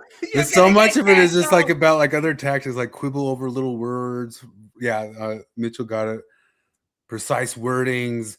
One of the things that he said is like reopening an issue that's already been closed and act like nothing's ever even been discussed about it yet. Like just start it right back at square one, as if nothing ever happened. That's one of Adam Carolla's chick think examples. The meetings. Let's have a meeting about a meeting. That's funny that anybody ever was doing it on purpose to sabotage, though. It's, hey, should we invite Dave to the house party? Like, no, because he was supposed to order pizza last time. He didn't order pizza. Like, oh no, he actually did order pizza. It was in the back room, so you didn't see it. Oh, he did. Okay, I guess so. And then that guy leaves, and another guy comes in. Hey, we gonna invite Dave to party night tonight? No, fuck that. Dave was supposed to order pizza. He didn't order pizza last time. Right back to square one. Yeah, I'm holding my grudge still against Dave. We're not even gonna do it. Yeah, just right back. But then the first guy could come back in, who you've already had the discussion with, and it could go the same way. So not just the second guy, but the reopening it back with the first guy. Oh yeah, we shouldn't order Dave. He didn't order the pizza. We already discussed this. Yeah, that sort of thing. Driving is all bonkers. I gotta go walk a doggy. He is ready. All right, I gotta play video games and then. What game? Are you still on Crimson? Whatever. I have not been able to play that one because unfortunately I'm sharing a PlayStation with two Minecraft obsessed nutcases right now, and it's tough. I know. I wish I would have Is bought one Morgan. What? Is one of them Morgan? I should say 3 Minecraft nutcases because well, Morgan's got her PC. She plays Minecraft on her PC because she's a dork. But she'll play with the boys too. I'll play with the boys too. It's just that I don't know. It's a pain sitting down and playing something like that when you have kids as young as I do. It's a pain for me to not a pain because I like it, but to have any time to get like I feel like I have like a chunk of a good couple hours to try to work on Harry Potter. Like I can't do 5 minutes. And yeah, that's because you're a driven person. See, you can do 5 minutes of Crimson something. I don't think that's weird because I can do 5 minutes of like Teenage Mutant Ninja Turtles dungeon crawler. Oh, I definitely can't do 5 minutes of Crimson Desert. Yeah, you got to have like a chunk of time. Yeah, you will not be able to do. You won't get anywhere. You'll walk across the fucking street and talk to any open world thing. It's about the same thing as like with Harry Potter. Did you see the new God of War they announced? It's the wife, isn't it? Yeah. I haven't seen it. I've only heard the word of it. They already have the giant wife is going to be. Yeah, They showed imagery of it already. I think they have. I just haven't looked into it at all. A bunch of people. What are they doing? Just doubling down. Here's the thing. Did you play Ragnarok? No, that's the only God of War I never did, and I still haven't gotten like a 5th generation console. So Ragnarok, you play as Atreus a bunch, and it sucks playing as Atreus. Isn't just arrow shooting? Well, no, he beats the shit out of people with his bow, and you can shoot arrows. How much older is he by that game? I don't know. He's probably like 14, 15, maybe. You know? But, like, it just sucks. His combat sucked. Like, Kratos' combat, honestly, his Blades of Chaos were already really cool, but I love that Leviathan axe.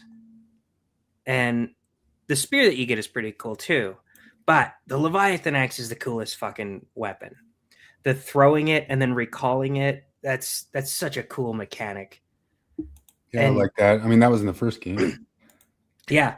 And so she's like a fairy? Well, here's the thing. I think it takes place because I was talking thought she's a giant. Isn't she Nephilim? Laufey, I think. Isn't his wife? His wife's a giant, isn't she? Yeah, because Atreus is half giant. But like, so I talked to my friend about it. He's like, "Am I the only one not pissed about this?" And I was like, "I'm not pissed about it. I'm just indifferent about it." Like, I don't. Honestly, I was worried they were gonna do the next God of War game would be Atreus, and I don't. I'm not gonna play that. I don't want that. I don't like him as a character. I liked him in his first game. Fighter. What? I said I liked Atreus in his first game, and he sucked ass in the second game. His character this just looks like a woman fairy warrior. Like, if you didn't tell me this was God of War and showed me the entire video of it, I'm sitting here watching it. Oh, I guess I never, ever could have guessed this was God of War. I guess in the first game you don't see much of his wife, so you probably. Well, do you see her at all? You don't see her at all. Yeah, you don't. Like the very end. So yeah, that's when you find out who she is. Yeah, in Ragnarok you see her, and that's exactly what she looks like. She is of the giant species, but. So am I watching giants fight here? Like things that would be way bigger than Kratos? No, you're not. She's now down to size? No, well, it's weird because like in Ragnarok, the main giant is Agrabota, the black girl giant. She's the size of Atreus, basically. And at one point you have to do like 4 fucking hours of chores with her. That it is the worst part of that already obnoxious game. And at the end of it you have to fight her grandma, and her grandma is also a giant, but she's legitimately giant. Like you are about ankle height to her, and you have to fight her. But it's kind of like, I don't know, like Loki in the Marvel series is half frost giant, but he's just a normal sized dude. I think some of the giants are normal sized people in this lore, I guess. All right. So, I thought I remember seeing like a big old face in the first one. Am I wrong about that? Am I imagining that? Or I just imagined it in my brain when they said she was a giant? I don't remember. No, she is of the giant race. Okay. She's just not literally giant. I think that's. I think it didn't show her in that one. It just like showed her like kind of guiding them the way with stuff. But it was kind of funny because I was talking to my friend about it, and I was like, well, I'd prefer this to an Atreus game, I guess, because at least she'll have the Leviathan axe. And he's like, no, this takes place after she dies. So she's in like Valhalla or whatever. Oh, is that where she doesn't even have the cool axe, because it was her axe that Kratos kept after she died. And she just has a sword. Yeah, she just has a sword, and like, fuck, I don't know plays. And people like, oh, you're getting mad at this game. Yeah, it's a God of War game without Kratos. Of course they're gonna get mad. It's stupid. I might download it at some point if it's literally free. That's the only way I'm gonna play it. I am not interested. I guess some of those big monsters look kind of cool, but I mean, I just wouldn't have guessed it was God of War at all. So yeah. Anyway, I kind of miss the God of War games that are a little bit more forced paths. The first one or two of them. I don't know. These ones these ones try to pretend to be open world, but they're not. They're very still kind of mostly forced path. They're very linear. Yeah. And that's annoying, actually. That's when you just run into, I don't know, when you see like a chest that's like on a weird incline that's seriously like 4 feet away from you that literally I could jump to and Kratos can't get to, so you have to do a whole bunch of stupid ass annoying puzzle shit that's not even complicated, just obnoxious. You hate that. So when they're more obviously like a forced path linearity to it, it's better. Well, I mean, the very, very first one, I think maybe the first 3 almost kind of felt half dungeon crawler, half 3D. Like once in a while you go into 3D, half dungeon crawler. They're fairly dungeon crawler. I honestly never played one before that PS4 one that came out. You didn't? I played bits and pieces of them, but first I wasn't allowed to play M-rated games. Oh, I love those first 3 games. I played them in my guitar case. Not just for anything, because Kratos is a maniac, man. Like he's just, I kill all the things, even the humans begging for my help. Like there's no, and that's why by the PS4 one they're like, oh, we need to soften them up a little bit. He's got to think about his toxic masculinity. My friend that I was talking to, he did say, he's like, well, I'll play this game, and if they release it and then a year later release the next Kratos God of War game, I'll be fine with it. But if they delay a Kratos God of War game because of this one, I'm gonna be fucking pissed. Yeah, that's everyone will be. It's great. It's his story. I'm bummed because I'm checked out of that one. I liked the first 3. I liked the first whatever one. I honestly, even with its flaws, I love the PS4 God of War. Yeah, that's what I'm saying. That's the last one I like. That was my favorite game on the whole PS4. It had a really good story too, but I don't know, Ragnarok, the story was shit. And holy fuck, the Atreus missions were they were almost as bad as the Mary Jane missions in Spider-Man. That's where I checked out. I didn't do that one. Yeah. So it's such a bummer. What's that thing they say on Red Letter Media? How do you feel watching all of your favorite IPs crash and burn and go to waste and type stuff? But I don't know. People are saying the new He-Man's good. I'll go check that out. So I gotta walk a doggy. All right. Right. See ya. Good luck playing some games. Oh yeah. Later, buddy.